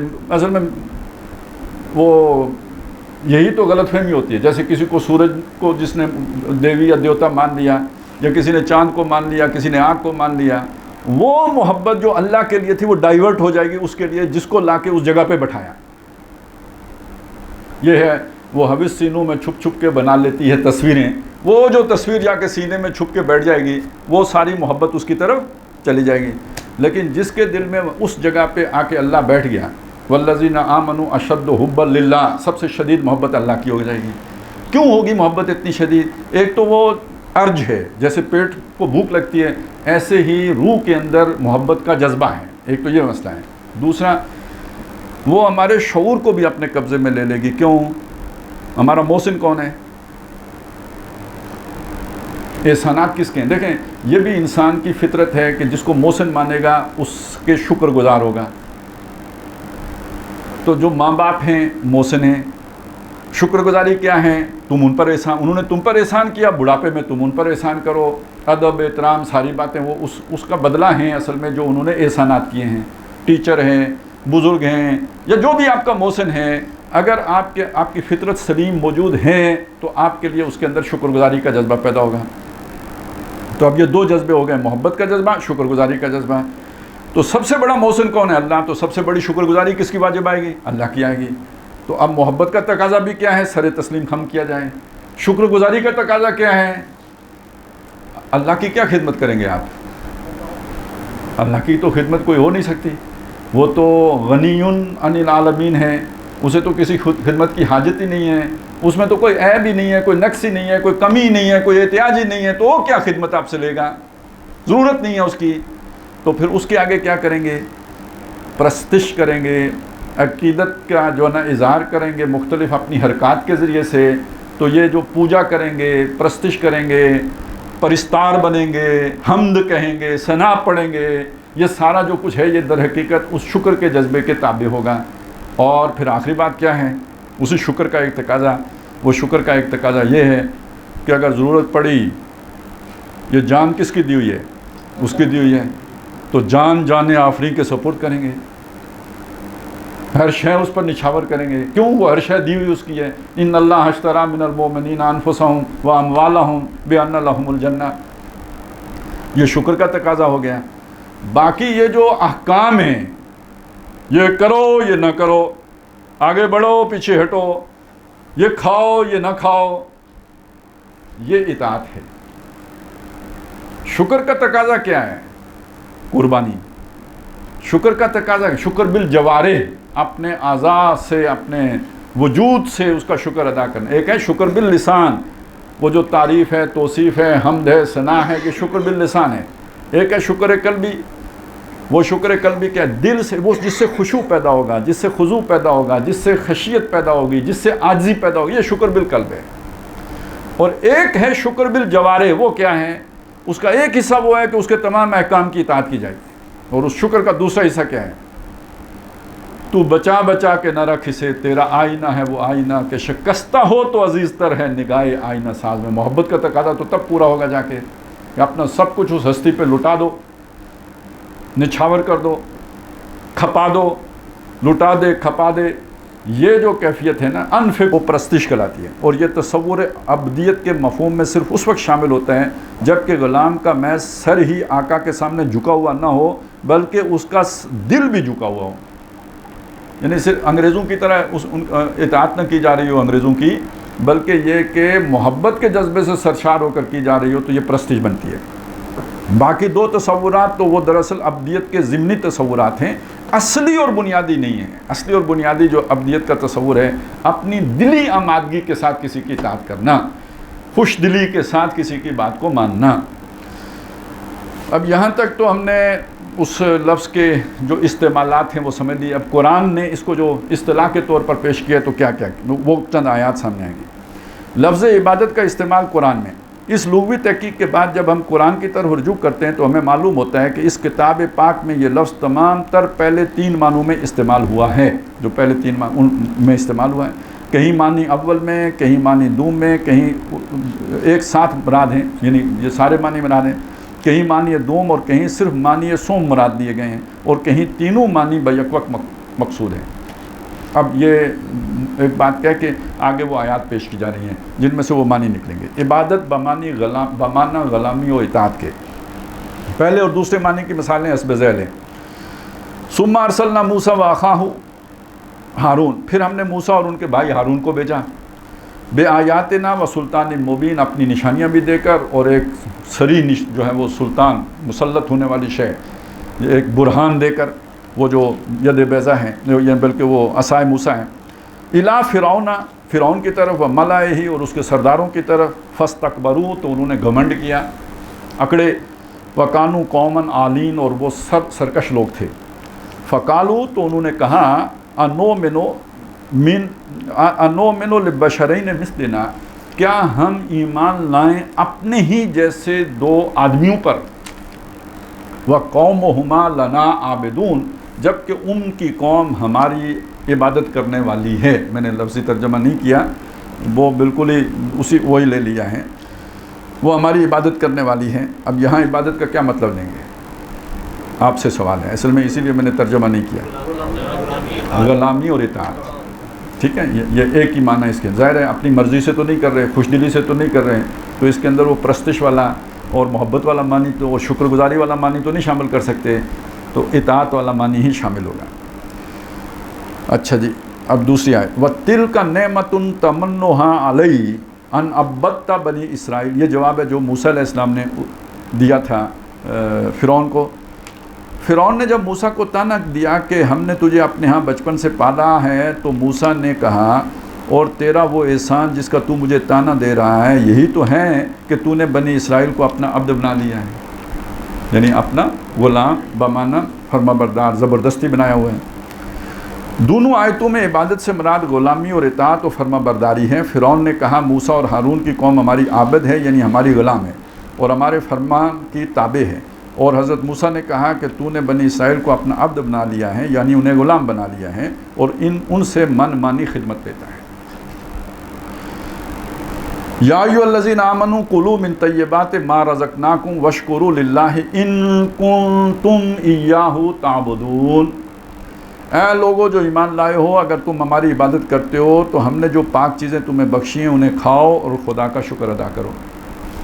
اس آیت کا موقع و محل یہ ہے کہ اسلام سے پہلے عرب کے لوگ اپنے مذہبی پیشواؤں کے احکام اور اپنے آباء و اجداد کے اوہام کی پیروی میں کھانے پینے کی چیزوں کے متعلق طرح طرح کی قیود کی پابندی کرتے تھے. وہ کوئی اونٹ ہے، اس نے 100 دفعہ جفتی کر لیا اونٹنی کے ساتھ تو وہ بھی مقدس ہو جاتا تھا، اس کا کھانا پینا حرام ہو جاتا تھا. کوئی اونٹنی ہے، اس نے مستقل جو ہے نا مادہ جنی ہیں اونٹنیاں، تو وہ بھی متبرک ہو جاتی تھی، اب اس کا گوشت کھانا بھی حرام ہو جاتا تھا. کوئی سانڈ ہے، اس کو چھوڑ دیا ہے بتوں کے نام پر، تو وہ جس کی کھیتی مرضی چر جائے. یہ کچھ اسپیشل رائٹس تھے جو بعض جانوروں کو دیے گئے تھے، اور ان کو ایک جو ہے نا اسپیشل پروٹوکول تھا، جیسے ہمارے جانوروں کو ہیں تو ہمارے انسانوں کو ہے. تو اس طرح وہاں تھے تو اللہ نے کہا, اور وہ پھر نہیں کھاتے تھے, کھاتے ہوئے کراہت محسوس کرتے تھے, یا ایک ڈر پیدا ہوتا تھا کہ یار یہ تو بزرگ اونٹ ہے جس کا ہم گوشت کھائیں تو کہیں کوئی گستاخی نہ ہو جائے جناب کی خدمت میں حضور. تو اللہ نے کہا کیا بکواس ہے یہ, اگر تم میرے بندے ہو, میرے فرما بردار ہو, تو جو میں کہتا ہوں وہ کھاؤ اور پیو. وہ ان کو دفعہ بلا کرو وہ جو پہلے کہتے تھے, اور یہ جو تم نے تقدس کے پردے چڑھا رکھے ہیں اپنے دل کے اوپر, اتارو اور کھاؤ جو میں کہتا ہوں اس میں سے. کلو, اب یہ جہاں پہ بھی آتا ہے نا کلو واشربو, تو وہ اصل میں اس کے پیچھے بیک گراؤنڈ میں اکثر و بیشتر یہ ہوتا ہے, بعض جگہوں پہ شکر کے جذبے کے تحت بھی ہوتا ہے, اکثر و بیشتر یہ ہے کہ تمہیں کیا ہو گیا کہ اس سے نہیں کھاتے جو ہم نے اعلان کیا ہے. تو پیچھے سارا یہ چکر ہوتا ہے. جب ان لوگوں نے اسلام قبول کر لیا تو اللہ تعالیٰ نے فرمایا کہ اگر تم ہماری ہی عبادت کرتے ہو تو ان ساری پابندیوں کو ختم کرو, اور جو کچھ ہم نے حلال کیا اسے حلال سمجھ کر بے تکلف کھاؤ. اس کا مطلب عبادت ہوگا. اب آپ کو اصل میں سمجھے نا کہ صرف نماز روزہ ہی عبادت نہیں ہے, تمام احکام کو ماننا عبادت ہے. اس کا صاف مطلب یہ ہے کہ اگر تم اپنے پنڈتوں اور اپنے بزرگوں کے نہیں بلکہ ہمارے بندے ہو, اور اگر تم نے واقعی ان کی اطاعت و فرما برداری چھوڑ کر ہماری اطاعت و فرما برداری قبول کی ہے, یعنی وَمَنْ يَكْفُرْ بِالطَّاغُوتِ وَيُؤْمِنْ بِاللَّهِ پر پوری طرح عامل ہو گئے ہو, تو اب تمہیں حلت و حرمت اور جواز و عدم جواز کے معاملے میں ان کے بنائے ہوئے ضابطوں کی بجائے ہمارے ضابطے کی پیروی کرنا ہوگی. اور اگر نہیں کرتے تو ان کے بندے ہو, ہمارے بندے نہیں ہو. لہٰذا یہاں بھی عبادت کا لفظ غلامی اور اطاعتی کے معنی میں استعمال ہوا ہے. آگے چلیں. قُلْ هَلْ أُنَبِّئُكُمْ بِشَرٍّ مِّن ذَلِكَ مَثُوبَةً عِندَ اللَّهِ مَن لَّعَنَهُ اللَّهُ وَغَضِبَ عَلَيْهِ وَجَعَلَ مِنْهُمُ الْقِرَدَةَ وَالْخَنَازِيرَ وَعَبَدَ الطَّاغُوتَ. کہو میں تمہیں بتاؤں, یہ اصل میں یہودیوں کو خطاب کیا گیا ہے, تو اس حوالے سے یہ بات آئی ہے. کہو, یہ سورہ مائدہ میں ہے, میں بتاؤں تمہیں کہ اللہ کے نزدیک اس سے بھی زیادہ برا انجام کن لوگوں کا ہے. اصل میں بیک گراؤنڈ یہ ہے کہ قرآن کو سن کر وہ چڑھتے ہیں, حضور کی دعوت سے غضب میں مبتلا ہوتے ہیں, تو تمہیں یہ اس پہ غضب چڑھتا ہے نا, تو کوئی اس سے زیادہ کوئی ناپسندیدہ چیز بھی ہے جس سے بندہ جو ہے وہ جلن محسوس کرے, تو وہ کیا ہے؟ وہ جن پر اللہ کی پھٹکار ہوئی اور اس کا غضب ٹوٹا, جن میں سے بہت سے لوگ بندر اور سور تک بنا دیے گئے, جنہوں نے طاغوت کی عبادت کی. تو طاغوت کی عبادت دیکھیے سورہ نساء میں, سورہ نساء میں کعب بن اشرف کو طاغوت کہا گیا ہے. الم تر الی الذین یزعمون انہم آمنوا, آپ نے ان لوگوں کو دیکھا جن کا زعم یہ ہے کہ وہ ایمان لائے ہیں اس پر جو اللہ نے نازل کیا ہے رسول اپنے کے اوپر. یتحاکموا الی الطاغوت, حالت یہ ہے کہ وہ جا کے طاغوت سے فیصلے کراتے ہیں. وہاں سب مفسرین بتائیں گے طاغوت کون تھا, کعب بن اشرف. اس کے پاس کیوں جاتے تھے؟ سجدہ کرنے, فیصلے کروانے. میرا اور آپ کا جھگڑا ہے, فیصلہ کس سے کروائیں گے؟ حضور سے نہیں کروائیں گے, کعب بن اشرف سے کروائیں گے. وہ فیصلہ اللہ کے حکم کے مطابق کرے گا؟ نہیں, تو وہ طاغوت ہے. تو اس سے سمجھ لیں جس کی اطاعت کی جا رہی ہے, جس کے فیصلے مانے جا رہے ہیں, اس کی عبادت کی جا رہی ہے. تو جنہوں نے طاغوت کی عبادت کی, پوجا کرنا نہ مانا کریں, اس کی اطاعت کی, اس کا حکم مانا, اس کے کہے پہ چلے. وَالَّذِينَ اجْتَنَبُوا الطَّاغُوتَ أَن يَعْبُدُوهَا وَأَنَابُوا إِلَى اللَّهِ لَهُمُ الْبُشْرَى. اور جن لوگوں نے اجتناب کیا طاغوت کی عبادت کرنے سے, طاغوت سے کہ اس کی عبادت کریں, اور اللہ ہی کی طرف رجوع کیا, ان کے لیے خوشخبریاں ہیں. اب ہم نے پتہ ہے جب وہ والا معنی ہمیں فٹ نہیں آیا, راس نہیں آیا, مسائل کھڑے ہوئے, ظاہر ہے وہ پھر اللہ تعالیٰ کا موقع نہیں رہتا وہ والے معنی کے ساتھ. اگر اس عبادت پر عمل کریں تو ہم نے طاغوت مزار کو بنا دیا. سمجھ آئی؟ طاغوت کیا ہے؟ اے قبر, مارو پتھر, او کہڑا مردے نے اٹھ کے کچھ کہنا ہے, بادشاہ نو کچھ نہ کہنا, انہیں تو مڑ کے ڈنڈا چلانا ہے نا, اس کی تو رٹ چیلنج ہوتی ہے. اے مردہ جے ہے پیا ہوا اور مارو, تو جنیاں مرضی تقریراں چاڑو. تو ہم نے طاغوت بھی ماشاءاللہ جیسے ایٹم بم اپنا بنایا ہے تھوڑی بہت سمگلنگ کر کے, تو طاغوت بھی ادھر ادھر سے یہودیوں سے جوڑ جاڑ کے اپنا بنا لیا ہے. وہ کوئی قرآن والے طاغوت کو ہم نے کہا نہیں یار اس کا نام نہیں لینا، بڑا خطرہ ہے اس میں، نیا طاغوت بناتے ہیں، ماڈرن طاغوت 14ویں صدی کا۔ ماڈرن ورلڈ میں ماڈرن طاغوت ہونا چاہیے نا، پرانے طاغوت کو کیا کریں گے، قدیم 14 صدیاں پرانا، نیا طاغوت لیں۔ اور وہ یہ مزار شزار ہیں جو لوگوں نے بعد میں بنا دیے۔ ہاں وہ کیا ہے، ہمارے وہ ساری زندگی ان کو بابو پر پتھر مارتے ہوئے گزر گئی ہے، وہ جو ہمارے انجینئر صاحب۔ ہاں اب بابو نے کیا کرنا ہے، بابو سونی گڈی والی دا گل کرو نا، پھر پتہ لگے جس نے اگے بھی گڈیاں تو پیچھے بھی گڈیاں۔ بابے بیچارے گئے، اب بابے کچھ نہیں کہتے۔ اب وہ دور آ گیا، لوگ اپنے سگے بابو کو گھاس نہیں ڈالتے، ابے اماں کو نہیں پوچھتے، مرے ہوئے بابو کو کون کچھ پوچھے گا۔ اللہ رسول کی نہیں مانتے تو بابو کی مانیں گے۔ وہ پرانا وقت تھا جب بابو کی کوئی حیثیت کو مانتا ہے، اب نہ کوئی بھگوان کو کوئی نہیں پوچھتا۔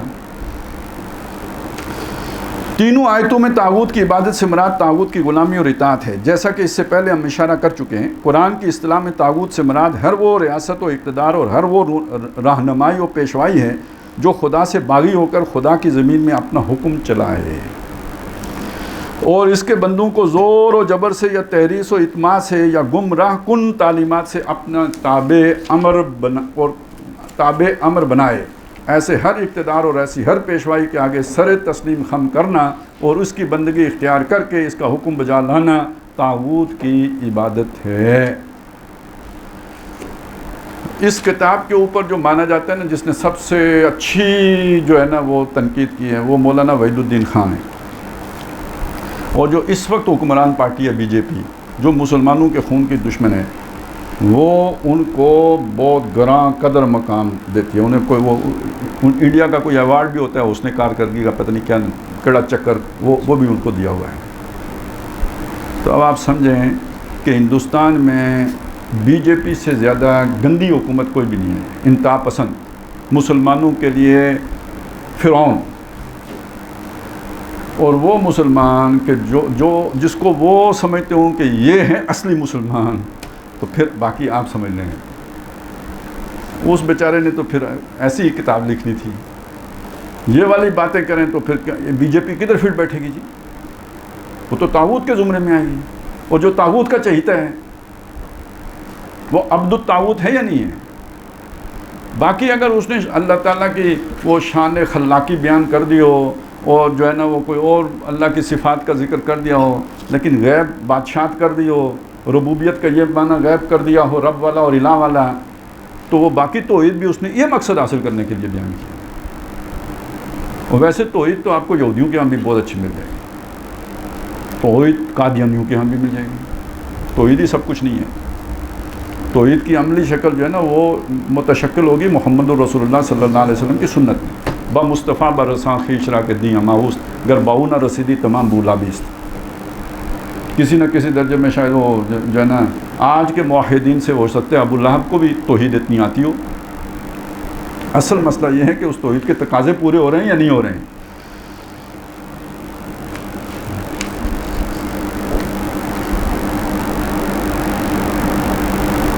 عبادت بمانی اطاعت۔ اب یہ دیکھیں وہ پہلی کیا تھی جی، غلامی، اب کیا آ گیا جی، اطاعت، یعنی خوش دلی سے وہ بات ماننا۔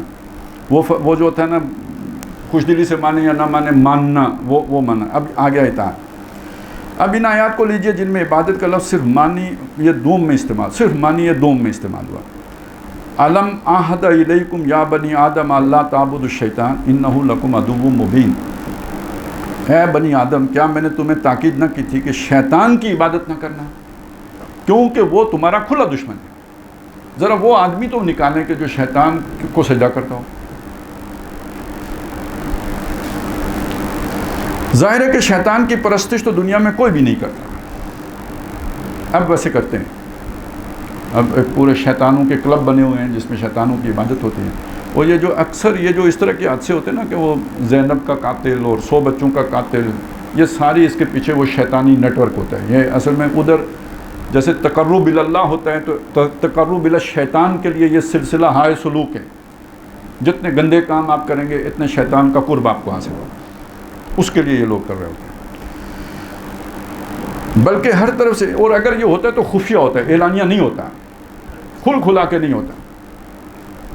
تو ظاہر ہے قرآن مجید اعلانیہ والی کی بات کر رہا ہے جو ظاہراً ہو رہا ہوتا ہے، بلکہ ہر طرف اس پر لعنت اور پھٹکاری پڑتی ہے. اچھا، جو سب سے زیادہ شیطان کا بندہ ہوگا وہ اتنا بڑا جوتا مارے گا حج کرنے جب جائے گا تو شیطان کو، وہ کنکری مار کے اسے صبر ہی نہیں آتا ہے، کیونکہ اسے پتہ ہے میری لوٹیا ڈبو رہا ہے.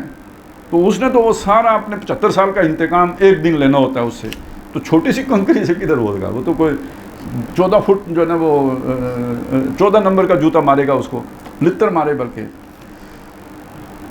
لہٰذا بنی آدم پر جو فرد جرم اللہ تعالیٰ کی طرف سے قیامت کے روز لگائی جائے گی وہ اس بات کی نہ ہوگی کہ انہوں نے شیطان کی پوجا کی، بلکہ اس بات کی ہوگی کہ وہ شیطان کے کہنے پر چلے اور اس کے احکام کی اطاعت کی، اور جس جس راستے کی طرف وہ اشارہ کرتا گیا اس پر دوڑے چلے گئے. احشروا الذین ظلموا وازواجہم وما کانوا یعبدون، جمع کیے جائیں وہ لوگ جو ظالم تھے اور ان کی بیویاں بھی جمع کی جائیں، جو اور جن کی وہ عبادت کرتے تھے ان کو بھی جمع کیا جائے. وما کانوا یعبدون، وہ بھی جمع کیے جائیں، من دون اللہ کو چھوڑ کر جن کی عبادت کرتے تھے. فاہدوہم الی صراط الجحیم، پھر ان کو رہنمائی دی جائے، گائیڈ کیا جائے یا دھکیلا جائے انہیں اس رستے پر جو دوزخ میں لے کے جانے والا ہے، دیکھتی آگ میں. وَأَقْبَلَ بَعْضُهُمْ عَلَىٰ بَعْضٍ يَتَسَاءَلُونَ، اب وہ ایک دوسرے کی طرف مڑ کر سوال جواب کریں گے، آپس میں گفت و شنید کریں گے. قَالُوا إِنَّكُمْ كُنْتُمْ تَأْتُونَنَا عَنِ الْيَمِينِ، وہ ان سے کہیں گے کہ تم ہماری پر آتے تھے دانی طرف سے، یعنی بڑے زور سے آتے. یہ کون کس کو کہے گا؟ وہ جو عبادت گزار تھے، مطیع تھے، فرما بردار تھے، حکم بردار تھے، وہ حاکموں سے کہیں گے جو ان پر حکم چلاتے تھے، جو بیانیے بناتے تھے، جو نیریٹو بلڈنگ کرتے تھے، اور اس کے لیے وہ جو ہے نا میراثی بھرتی کر کے 25 کروڑ روپے ان کو دیتے تھے. ہمارا راگ الاپو، جو ہم کہانی سنائیں وہ لوگوں کے دلوں میں ٹھونسو، ذہن سازی کرو، ہمارے بیانیے کے مطابق کرو، ہمارے مقاصد کی جو ہے نا وہ تم آبیاری کرو. تو یہ جو عوام ہوگی یہ اپنے لیڈروں سے کہے گی، اصل میں یہ ہے اس کا مطلب. وہ ان سے کہے گی جب تم دانی طرف سے آتے تھے یعنی پورے زور سے طاقت اتھارٹی کے ساتھ آتے تھے، نہ مانے تو تم کہتے ہماری رٹ چیلنج ہو گئی ہے، تمہیں تنیں گے نہیں چھوڑیں گے. ڈراتے تھے ہمیں، 2-4 کو پھڑکاتے بھی تھے تو ہم ڈر جاتے تھے. آپ میں سے کسی کو وہ، اب تو اسکول بھی بڑے ماڈرن ہو گئے ہیں، مار نہیں پیار والے اسکول ہیں، اور ویسے بھی اتنی دلچسپیوں کی باتیں ہوتی ہیں، بچے شرارتیں ہی نہیں کرتے، سب کا تزکیہ ہوا ہوتا ہے. تو ہمارے تو خیر اچھے اسکول تھے، اس میں تو سروائیول آف دا فٹسٹ کا اصول لاگو ہوتا ہے، ٹھیک ہے نا. وہاں تو اپنا اس کے بغیر گزارا نہیں ہوتا. تو جب ٹیچر نہیں ہوتا تھا تو پھر وہ جو ڈومینیشن کی عرض ہے تو وہ پھر اپنا اظہار کرتی تھی. تو جب ٹیچر کمرے میں داخل ہوتے تھے تو وہ پاکستان بنا ہوتا تھا، جہاں ہستی ہوئی محدود لاکھوں پیچ پڑتے ہیں، عقیدہ عقل فطرت سب کے سب آپس میں لڑتے ہیں، تو وہ ایک کیفیت ہوتی تھی. اب استاد کتنوں کو کوٹے تو بس جو اس کے ہتھے پہلے چڑھ گیا نا اس کو پھینٹی، باقی چپ کر کے بیٹھ جاتے ہیں. یعنی وہ جو پہلے چڑھ گیا وہ بیچارہ فیض امین، باقی سب جناب جو ہے نا. تو یہ ہے زبردستی آنا، ٹھیک ہے نا، مطلب پوری طاقت. پھر ساتھ بیانیاں بن جاتے ہیں، وہ ڈانڈے باہر نکل جاتے ہیں، غداری ہو جاتی ہے، فلانا ہو جاتا ہے، یوں ہو جاتا ہے. اب تو بہت مشکل ہے بولنا. یہ سارا اس طاقت کا اظہار ہے جو اسٹیٹ کے پاس ہوتی ہے، جس کو لوگ کہتے ہیں ریاست کے پاس 900 ولیوں کی طاقت ہوتی ہے. تو ایک طرف کلہ ولی، دوسری طرف 900 ولی، تو یہ بڑا مسئلہ ہو جاتا ہے. تو تم آتے تھے پوری طاقت کے ساتھ، یعنی ہماری دال ہی نہیں گلنے دیتے تھے. تو قالوا بل لم تکونوا مومنین، وہ ان کو مڑ کے کہیں گے چھوڑو بہانے مت بناؤ، تم خود ایمان لانے والے نہیں تھے. اصل میں تمہیں بھی تو کھمبا چاہیے ہوتا تھا، ٹوٹی چاہیے ہوتی تھی، گلی پکی چاہیے ہوتی تھی، پانی چاہیے ہوتا تھا. تو تم ہمارے شکر گزار بن کے رہنا چاہتے تھے، اللہ کے تھوڑی شکر گزار تھے. تو اصل میں تو تمہارے اپنے اندر خرابی موجود تھی جس کو ہم نے ایکسپلائٹ کیا ہے، ٹھیک ہے نا. تم خود قربانی نہیں دے سکتے. لم تک یہ ان پہ حاکم ان سے کہیں گے، محکوموں سے کہیں گے. اچھا وہ ان سے کیوں کہہ رہے ہوں گے؟ وہ اس لیے کہہ رہے ہوں گے کہ الزام ان پر ڈالیں. جیسے آج ہر بندہ یہ کہہ رہا ہے کہ اصل تو فیض امین سی، میں تو بہت شریف آدمی ہوں سر، میں آپ کا بندہ، ٹھیک ہے نا، میں توبہ میں اس طرح کا غلط کام کیسے کر سکتا ہوں؟ اچھا فیض حمید کہتا ہے اصل باجوہ تھا، میں نے وہی کیا جس کا باجوہ نے مجھے حکم دیا. یہ ہم سب کریں گے آخرت میں جا کے، اے اللہ میں بالکل اصلی نہیں تھا، یہ اصل یہ پیر صاحب تھے جن کا میں مرید تھا، اللہ ان سے پوچھ. اصل یہ جو ہے نا یہ جو ہے نا ہمارے رہنما مہاتما جو تھے یہ تھے، میں تو ان کا مرید، ویسے یہ خود کسی کے اور کے مرید تھے، مجھے نہیں پتہ تھا. اللہ میں مجبور، میں مقہور، میں عاجز. اچھا یہ کرتے کرتے یہ بات کہاں پہنچے گی آپ سوچیں نا، شیطان تک پہنچے گی، کیونکہ وہ کسی اور کا مرید، وہ کسی اور کا مرید، آخری الٹیمیٹ پیر کون ہوگا؟ شیطان. تو آخری تقریر اس کی بھی آئی ہوئی ہے، نہ مجھے تم ملامت کرو نہ میں تمہیں ملامت کروں. تو ویسے بھی ایک دوسرے پہ چیخنے چڑھانے کا ادھر کوئی فائدہ بھی نہیں ہے، ادھر جتنے مرضی دھرنے دیں، حکومت نہیں بدلنی ہے اور دونوں برابر مار کھائیں گے، کوئی فائدہ نہیں. وہ اس نے سمجھداری کی، وہ صحیح لیڈر ہے. انہوں نے کہا بس حکمت کا تقاضا یہ ہے، تم بھی جھیلو میں بھی جھیلتا ہوں، نہ میں تمہارے کام آ سکتا ہوں نہ تم میرے کام آ سکتے. یہ ہے اصل میں زمینی حقائق سے واقفیت کا نتیجہ، یہ تم مجھ سے سمجھ لو. تو جناب یہ ہو گیا جی. پھر قالوا بل لم تکونوا مؤمنین وما کان لنا علیکم من سلطان، ہمارا تمہارے اوپر کوئی بس نہیں تھا، ہم ٹھیک ہے ہم تمہیں قتل کر سکتے تھے، لیکن یہ کہ تمہیں ہم مجبور کر دیں کہ ہمارا مانو، یہ تو نہیں ہو سکتا. آخر وہ جو جادوگر تھے فرعون کے آگے اکڑ گئے، اس نے کہا میں قتل، انہیں کہا فقض ما انت قاض، کر جو تجھ سے ہونا ہے. انما تقضی فی ہذہ الحیات الدنیا، تو دنیا ہی کی زندگی کا فیصلہ کرے گا نا، تو ٹھیک ہے مار دے. تو یہ تو میری آزادی تھی نا، آزادی پہ میں جان قربان کر سکتا تھا. تو غلامی تو اپنی مرضی سے اختیار کی نا، جینا چاہتا تھا مرنا نہیں چاہتا تھا، اس لیے غلام بناؤں. بل کنتم قوما طاغین، بلکہ تم خود سرکش لوگ تھے، تمہیں خود ہلہ گلہ بہت پسند تھا. میچ ہم مینج کرتے تھے، دیکھنے تم جاتے تھے اپنی مرضی سے، ہم کوئی پولیس بھیج کے تھوڑی میچ دکھواتے تھے تمہیں. وہ علیحدہ بات ہے کہ ٹکٹ ذرا وہ ذرا کلرفل جو ہے نا انکلوجر اس کے ساتھ والا لیتے تھے. تو یہ تو تمہاری اپنی بغاوتیں تھیں. اس آیت میں عابدون اور معبودون کے درمیان جو سوال و جواب نقل، عابدون جن کی عبادت کی جاتی ہے نا، جو عبادت کر رہے ہیں، اور معبودون جن کی عبادت کی جاتی ہے، کے درمیان جو سوال و جواب نقل کیا گیا ہے، اس پر غور کرنے سے صاف معلوم ہو جاتا ہے کہ یہاں معبودوں سے مراد بت اور دیوتا نہیں ہیں جن کی پوجا کی جاتی تھی، بلکہ وہ پیشوا اور رہنما ہیں جنہوں نے سجادوں اور تسبیحوں اور جبوں اور گلیموں سے بندگان خدا کو دھوکہ دے دے کر اپنا معتقد بنایا، جنہوں نے اصلاح و خیرخواہی کے دعوے کر کر کے شر اور فساد پھیلائے. ایسے لوگوں کی اندھی تقلید اور ان کے احکام کی بے چوں و چرا اطاعت کرنے ہی کو یہاں عبادت سے تعبیر کیا گیا ہے. اسی طرح آتا ہے جی اتخذوا احبارهم ورهبانهم اربابا من دون اللہ، انہوں نے اختیار کر لیا اپنے اخبار، حبر کی جمع اخبار، بڑے اسکالر جو ہے، رہبان درویش اللہ والے،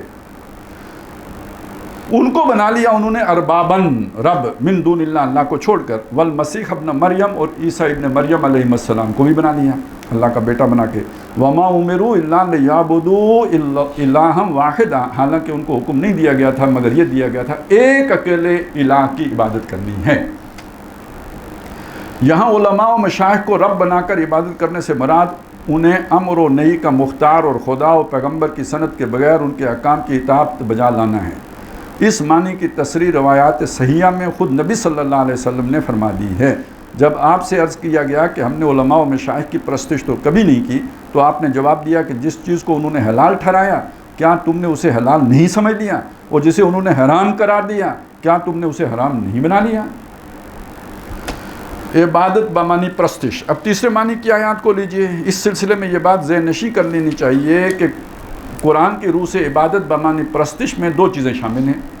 ایک یہ کہ کسی کے لیے سجدہ اور رکوع اور دست بستہ قیام و طواف اور آستانہ بوسی اور نظر و نیاز اور قربانی وغیرہ کے وہ مراسم ادا کیے جائیں جو بالعموم پرستش کی غرض سے ادا کیے جاتے ہیں، قطع نظر اس سے کہ اسے مستقل بذات معبود سمجھا جائے یا بڑے معبود کے ہاں تقرب اور سفارش کا ذریعہ سمجھ کر ایسے کیا جائے، یعنی جیسے وہ بتوں وغیرہ کے ساتھ کرتے تھے. یا بڑے معبود کے ماتحت خدائی کے انتظام میں شریک سمجھتے ہوئے یہ حرکت کی جائے، جیسے فرشتوں وغیرہ کے حوالے سے کرتے تھے، یا جیسے وہ کہتے ہیں جی وہ کیا ہیں جی داتا ہیں اور کشتی پار لگاتے ہیں وغیرہ وغیرہ۔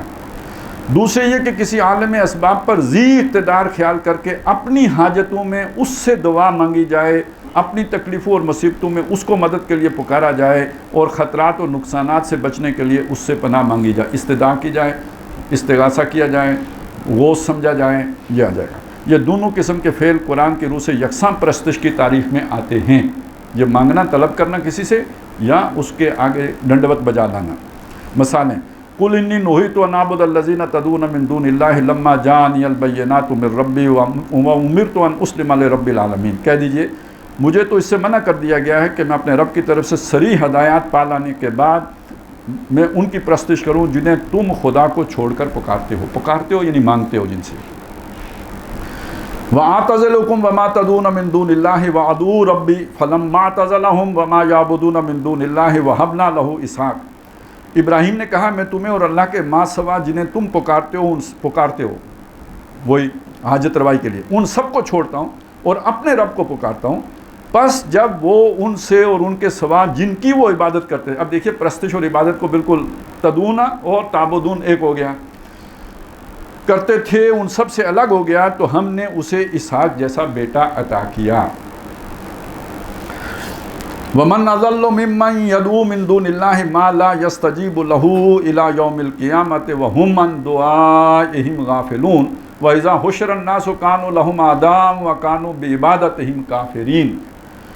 اور اس سے زیادہ بہکا ہوا انسان اور کون ہوگا جو اللہ کو چھوڑ کر انہیں پکارے یعنی ان سے حاجت روائی کے لیے انہیں پکارے، جو قیامت تک اس کی پکار کا جواب نہیں دے سکتے، جنہیں خبر تک نہیں کہ انہیں پکارا جا رہا ہے، اور جو روز حشر جب لوگ جمع کیے جائیں گے اپنے ان پکارنے والوں کے دشمن ہوں گے اور ان کی عبادت کا انکار کریں گے۔ یعنی پکارنا بھی عبادت ہے، جو حدیث میں آیا ہے الدعاء هو العبادہ، پکارنا ہی تو عبادت ہے۔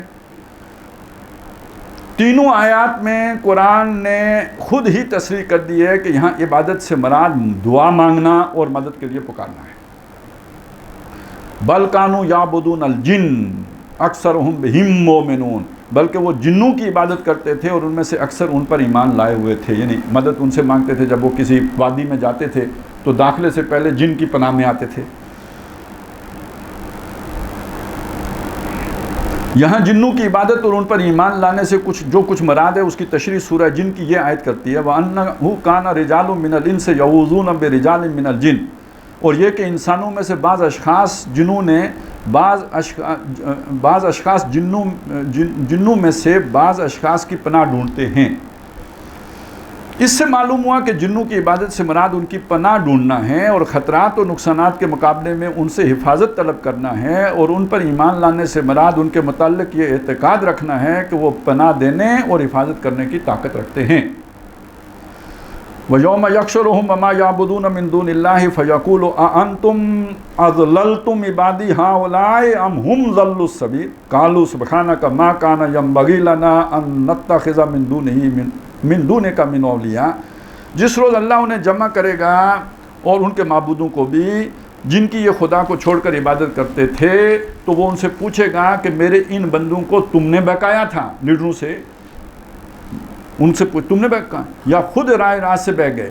وہ عرض کریں گے سبحان اللہ، ہمیں کب زیبا تھا کہ حضور کو چھوڑ کر کسی اور ولی کو رفیق اور ولی یا رفیق بنائیں۔ یہ کون کہے گا؟ وہ اللہ کے نیک بندے جنہوں نے کسی کو ایسی دعوت نہیں دی تھی لیکن اللہ کے بندے تھے۔ وہ جب دنیا سے چلے گئے، ان کی شہرت ہوئی، ان کی نیکی کی، انہوں نے ان کو ہی حاجت روا بنا لیا، تو جب آخرت میں پیش ہوں گے تو اللہ تعالیٰ ان سے پوچھے گا کہ یہ جو تمہارے پیچھے چلے بھٹکے، ان کو تم نے یہ تعلیمات دی تھی؟ وہ کہیں گے توبہ، ہم نے کہاں یہ تعلیم دی۔ تو پھر اب اللہ ان کو یہی عیسیٰ علیہ السلام کے ساتھ ہوگا۔ سورہ مائدہ کے آخر میں وہ پوری تفصیل آئی ہے کہ جب اللہ تعالیٰ عیسیٰ علیہ السلام اور حضرت مریم علیہ السلام سے پوچھیں گے کہ یہ تم نے میرے بندوں کو بھٹکایا تھا کہ اللہ کو چھوڑ کر ہماری عبادت کرنا، تو پھر وہ کہیں گے اللہ جب تک میں تیرے درمیان رہا میں نے ان کو یہی حکم دیا کہ اللہ کی عبادت کرو، تو جب تو نے مجھے اٹھا لیا تو اس کے بعد انتر رقیب تو جانتا ہے انہوں نے کیا کیا، میں نے تو ان کو یہ بات، اگر میں نے یہ بات ان کو کہی ہوتی تو تجھے معلوم ہوتی۔ اور جب تو نے مجھے اٹھا لیا تو پھر تو ان کا نگران تھا، تجھے پتہ ہے انہوں نے کیا کیا، وہ سینٹ پال نے آ کے انہیں کیا لوریاں دیں، یہ تجھے پتہ ہے۔ وَيَوْمَ يَحْشُرُهُمْ جَمِيعًا ثُمَّ يَقُولُ لِلْمَلَائِكَةِ أَهَٰؤُلَاءِ إِيَّاكُمْ كَانُوا يَعْبُدُونَ قَالُوا سُبْحَانَكَ أَنْتَ وَلِيُّنَا مِن دُونِهِمْ۔ فرشتوں سے بھی اللہ پوچھے گا، جس روز اللہ سب کو اکٹھا کرے گا، پھر فرشتوں سے پوچھے گا کیا وہ تم ہو جن کو یہ لوگ عبادت کرتے تھے؟ تو وہ کہیں گے سبحان اللہ، ہمیں ان سے کیا تعلق، ہمارا تعلق تو آپ سے ہے۔ اچھا جی، یہ ہمارا ٹائم تو 2-3 منٹ رہ گئے ہیں، تو یہ کافی لمبا کام رہ گیا ہے، تو میں ایک خلاصہ صاحب کے سامنے عرض کر دیتا ہوں، بات تو میرے خیال پلے پڑ گئی ہوگی، ٹھیک ہے۔ اب اس عبادت کا مطلب کیا ہے؟ غلامی تو سمجھ میں آ گیا نا، اور کون سی غلامی؟ مجبوری کی یا اپنی مرضی سے؟ وہ مرضی کیوں؟ اللہ کی محبت اور اللہ کا شکر، یہ اپنی مرضی سے اپنے آپ کو اللہ کے آگے سرنڈر کر دینا، اپنی نفسانی خواہشات کو اللہ کے آگے جھکا دینا، اپنی مرضی کو اللہ کے آگے جھکا دینا، یہ تو وہ داخلی بات ہو گئی۔ خارج سے جو لوگ دباؤ کے ذریعے سے اللہ کے رستے سے ہٹا کر اپنے رستے کی طرف موڑنا چاہیں، ان کو جھٹلا دینا، وہ طاغوت ہے۔ وَمَن یکفر بالطاغوت، اس کا انکار کیے بغیر ایمان مکمل ہی نہیں ہوتا ہے۔ اب اس چیز کو ذہن میں رکھ کر ذرا وہ آیتیں ذہن میں لائیں کہ اللہ تعالیٰ، یعنی اطاعت اس کا معنی ہے نا، تو اطاعت اللہ قبول کون سی کرتا ہے؟ یہ اہم نقطہ ہے جو ذرا سمجھ لیجیے، ملاوٹ والی یا خالص؟ اب یہ دین کا بھی لفظ آتا ہے اطاعت کے معنوں میں، یہ تو عبادت کا لفظ ہے نا، دین کا بھی ہے، تو کہا گیا فَاعْبُدُوا اللَّهَ، پس اللہ کی عبادت کرو، یعنی یہ ساری بات ذہن میں رکھو تو اب عبادت کس کی بنے گی؟ اللہ کی بنے گی، اللہ کی عبادت کرو۔ کیسی؟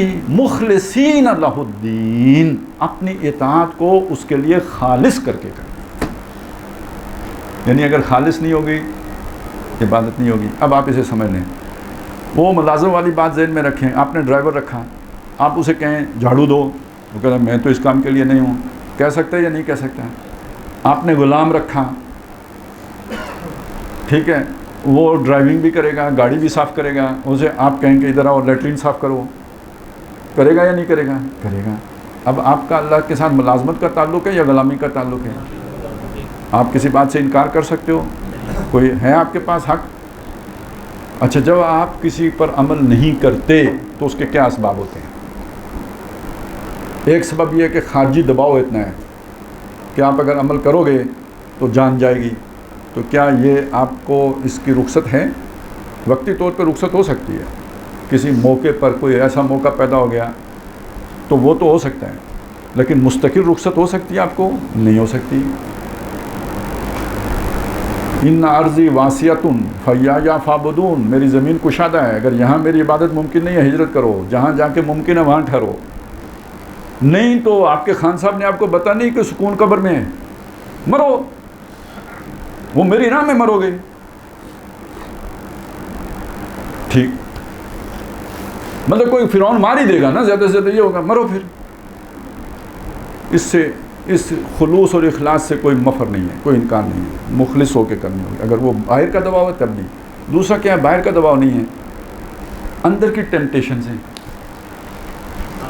اندر کی ہیں، میں زیادہ کھانے کو دل مانگتا ہے، کوئی حلال حرام کی تمیز سے، مطلب وہ ان النفس لامارۃ بالسوء، وہ بھی تو برائی کا حکم کرنے والا ہے، ادھر اللہ کا حکم ہے، تو اللہ کا حکم توڑ کر تو نفس کی مانو گے۔ افرأیت من اتخذ الہہ ہواہ، تو عبادت پھر کس کی ہو گئی؟ خالص تو نہیں رہی، نفس کی ہو گئی۔ تو یہ اللہ کا تقاضا کیا تھا؟ عبادت کون سی کرنی ہے؟ خالص کرنی ہے، اور اگر خالص نہ ہو تو اللہ نے صاحب بتا دیا جو بدلہ ہے نا وہ خالص اطاعت کا ہے۔ الا للہ الدین الخالص، سن رکھو کہ اللہ کے ہاں خالص اطاعت کا بدلہ ہے۔ اس کو دوسری جگہ سے بھی سمجھ لیں، یہودی تھے، ان سے بھی یہی تقاضا تھا نا، یہ فرق بس اتنا ہے کہ نبی صلی اللہ علیہ وسلم نے آ کے تمام انسانوں کو اس عبادت کی دعوت دی، یا ایھا الناس اعبدوا ربکم الذی خلقکم والذین من قبلکم لعلکم تتقون، لیکن پوری انسانیت کے لیے مینیفیسٹو تو یہی تھا نا ہمیشہ سے، وما خلقت الجن والانس الا لیعبدون، تو ہر نبی نے آ کے اپنی قوم سے کیا کہا؟ یا قوم اعبدوا اللہ ما لکم من الہ غیرہ. تو بنی اسرائیل کے لیے بھی اسی عبادت خالصی کا تقاضا تھا نا. سورہ بینہ میں یہ بات آئی نہیں کہ وما امروا الا لیعبدوا اللہ مخلصین لہ الدین. بنی اسرائیل کو یا اہل کتاب کو حکم نہیں دیا گیا تھا مگر یہ دیا گیا تھا کہ اللہ کی عبادت کرنا اپنی اطاعت کو اس کے لیے خالص رکھتے ہوئے. تو انہوں نے کیا کیا؟ ایک واقعہ آتا ہے سورہ بقرہ میں کہ وہ ان کو حکم یہ تھا کہ اپنے جو بھی ان کو مسلمان ہی کہے نا، جو بنی اسرائیل اس وقت تو وہی مسلمان تھے، کسی مسلمان کو جلا وطن نہیں کرنا، ان کے گھروں سے نکالنا نہیں. اللہ کا یہ حکم توڑ دیتے تھے اور انہیں گھروں سے نکال دیتے تھے. ثم انتم ہؤلاء تقتلون انفسکم وتخرجون فریقا منکم من دیارہم تظاہرون علیہم بالاسم والعدوان. یہ کام کرتے تھے. اب جب انہیں نکال دیتے تھے وہ پروٹیکشن تو ختم ہو گئی نا، جو قبیلے کی پروٹیکشن ہوتی تھی. تو ریاستیں تو تھی نہیں، یہ ماڈرن اسٹیٹ کا تصور تو نہیں تھا کہ حقوق کا تصور. اب وہ کوئی انہیں غلام بنا لیتا تھا کیونکہ ان کا تحفظ نہیں ہے، پروٹیکشن نہیں ہے. جب کسی بنی اسرائیل کو پتہ چلتا کہ فلانا بنی اسرائیلی غلام ہے تو اب انہیں اللہ کا حکم یاد آتا ہے کہ بنی اسرائیل اگر غلام ہو تو اسے فدیہ دے کے آزاد کراؤ. وَإِن تَصَارُوهُمْ تُفَادُوهُمْ. اگر وہ ہو جائیں قیدی تو تم فدیہ دے کے انہیں چھڑاتے ہو. اب اس پر اللہ نے کیا کمنٹری کی؟ أَفَتُؤْمِنُونَ بِبَعْضِ الْكِتَابِ وَتَكْفُرُونَ بِبَعْضٍ. دونوں احکام ہمارے ہیں تو کیا تم ایک پر ایمان رکھتے اور دوسرے کو نہیں مانتے؟ گھر سے کیوں نکالا تھا؟ فما جزاء من یفعل ذلک منکم. جو کوئی تم میں سے یہ حرکت کرے، یعنی کچھ مانے اور کچھ نہ مانے، اس کا بدلہ نہیں ہے الا خزی فی الحیات الدنیا، سوائے اس کے کہ دنیا میں اللہ اسے ذلیل کرے. ویوم القیامت یردون الی اشد العذاب. اشد العذاب کس کے لیے؟ دیکھیں جو سب سے اوپر والی منزل ہے نا، وہ تو ہے نا اپنی مسلمانوں میں سے جو گناہگار ہوں گے تو وہ جب تک اپنے گناہوں کی سزا نہیں پائیں گے وہ اوپر والی منزل پہ رہیں گے. اس سے نیچے اہل کتاب، پھر ان کے درجے ہیں، اور جو اس میں آخر میں آئے گا تو وہ ہیں مشرکین. مشرکوں سے بھی ایک درجہ نیچے ہے منافقین. ان المنافقین فی الدرک الاسفل من النار. تو ان سارے درجوں کو ذہن میں رکھیں تو سب سے شدید عذاب کس پر ہوگا؟ سب سے نچلوں میں. تو یہ پھر کون ہوئے؟ منافق. اب آپ سمجھ گئے عبادت کا مطلب ہے کلی اطاعت، اور اگر کلی اطاعت نہیں ہے تو نفاق ہے. وَمِنَ النَّاسِ مَن يَعْبُدُ اللَّهَ عَلَىٰ حَرْفٍ. آپ نے لوگوں میں سے دیکھا ان کو جو اللہ کی بندگی تو کرتے ہیں مگر کنارے کنارے کرتے ہیں. خطرہ نظر آیا تو السلام علیکم، وہ جیسے کوفیوں نے کیا تھا حضرت حسین علیہ السلام کے ساتھ. اور اگر کہیں پہ جو ہے نا نماز روزے تو پھر اچھے قاری صاحب کے پیچھے 15 منٹ کی نماز پڑھ لیں گے، کیا فرق پڑا، بہت مزہ آیا. وہ تو لطف لیں گے، حسن قرات سماعت فرمائیں گے، دل گرمائیں گے. ہیں تو کسی کو قوالی سے دل گرمایا جاتا ہے تو کسی کا اس سے گرم ہو جاتا ہے. وہ عبادت میں جہاں پہ مشکل پیش آئے وہاں سے ادھر سے نکل جائیں گے، اس راستے سے نہیں جائیں گے، یہ ہمارے اسلاف تک نہیں جاتا ہے، یہ ادھر سے جائیں گے، یہ ادھر سے آتا ہے. تو یہ اللہ کے ہاں عبادت نہیں ہے، نفاق ہے. بس یہ تو ہے جی بات سیدھی سیدھی، اصلی قرآنی. عمل نہیں اس پہ ہو سکتا تو ایک علیحدہ چکر ہے، وہ پھر سوچے بندہ. لیکن بات یہی ہے سچی اور کھری. عبادت کا مفہوم تو یہی بنتا ہے، قرآن کا تقاضا یہی بنتا ہے. تو جو آج کی صورتحال ہے، بڑا مسئلہ یہ ہے کہ کس کو طاغوت کہیں یہی سمجھ نہیں آتی. اب وہ کوئی فرد طاغوت نہیں ہے. فرد اب ریٹائرڈ ہو جاتے ہیں، کوئی 5 سال کے لیے آتے ہیں، وہ خود مجبور و مقہور ہوتے ہیں نظام کے اندر. ٹھیک ہے نا. وہ فرضیم سے بھی ہے پوشیدہ شاطر کا ارادہ. تو پورا سسٹم ایسا بنا دیا گیا ہے جس نے زندگی کو اپنے قبضے میں لے لیا ہے. عہد حاضر ملک الموت ہے تیرا کہ جس نے قبض کی روح تیری دے کے تجھے فکر معاش. سسٹم کو چلانے والے بھی اس کی جکڑ بندیوں سے آزاد نہیں ہیں. اب کوئی فرعون نہیں، اب سب غلام ہیں. جن کو آپ فرعون سمجھ رہے ہیں وہ بھی غلام، اس کی بھی مرضی نہیں چلتی. وہ ہم یہ سمجھتے ہیں کہ وہ اس کے پاس آخری اختیار ہے. کسی کے پاس آخری اختیار نہیں. نظام ہی ایسا بنا دیا شیطان نے. جن کے پاس ہے وہ زیر زمین ہے، ڈیپ اسٹیٹ ہے، ٹھیک ہے، اس کا سرا ہی نہیں ملتا کس برمودا تکون کے اندر ہیں. تو اب جب آپ ایسے میں پھنس گئے تو اب اس کے علاوہ آپ کے پاس کوئی چارہ نہیں ہے کہ اس نظام کے اندر استفادہ کم سے کم کریں، تھوڑے سے تھوڑا کریں. جیسے خنزیر کھانا پڑ جائے، جیسے حرام کھانا پڑ جائے.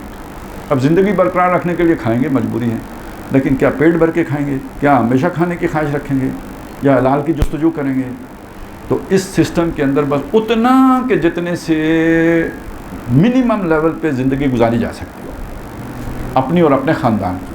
اور نمبر 2، وہ جو آپ کو طاقت حاصل ہوئی ہے اس کو بروئے کار لا کر یا استعمال کر کے اس نظام کو بدلنے کی کوشش کی جائے. اس لیے اگر کوشش نہیں تو اس کا مطلب ہے یہ حرام کھانے پہ مطمئن ہے. یہ کوشش دل میں برا جاننے کی کم سے کم علامت ہے، تب عبادت کا جا کے تقاضا پورا ہوگا. یا یہ کہیں کفارہ ادا ہوگا، وہ جو عبادت میں کمی لگ گئی ہے اس کا کفارہ اس کوشش کے نتیجے میں ادا ہوگا. تو اللہ تعالیٰ میں اس کی سمجھ، فہم، استقامت اس پر عطا فرمائے، جدوجہد کرنے کی توفیق عطا فرمائے. بارک اللہ لی و لکم فی القرآن العظیم و نفعنی و ایاکم بالآیات و ذکر الحکیم.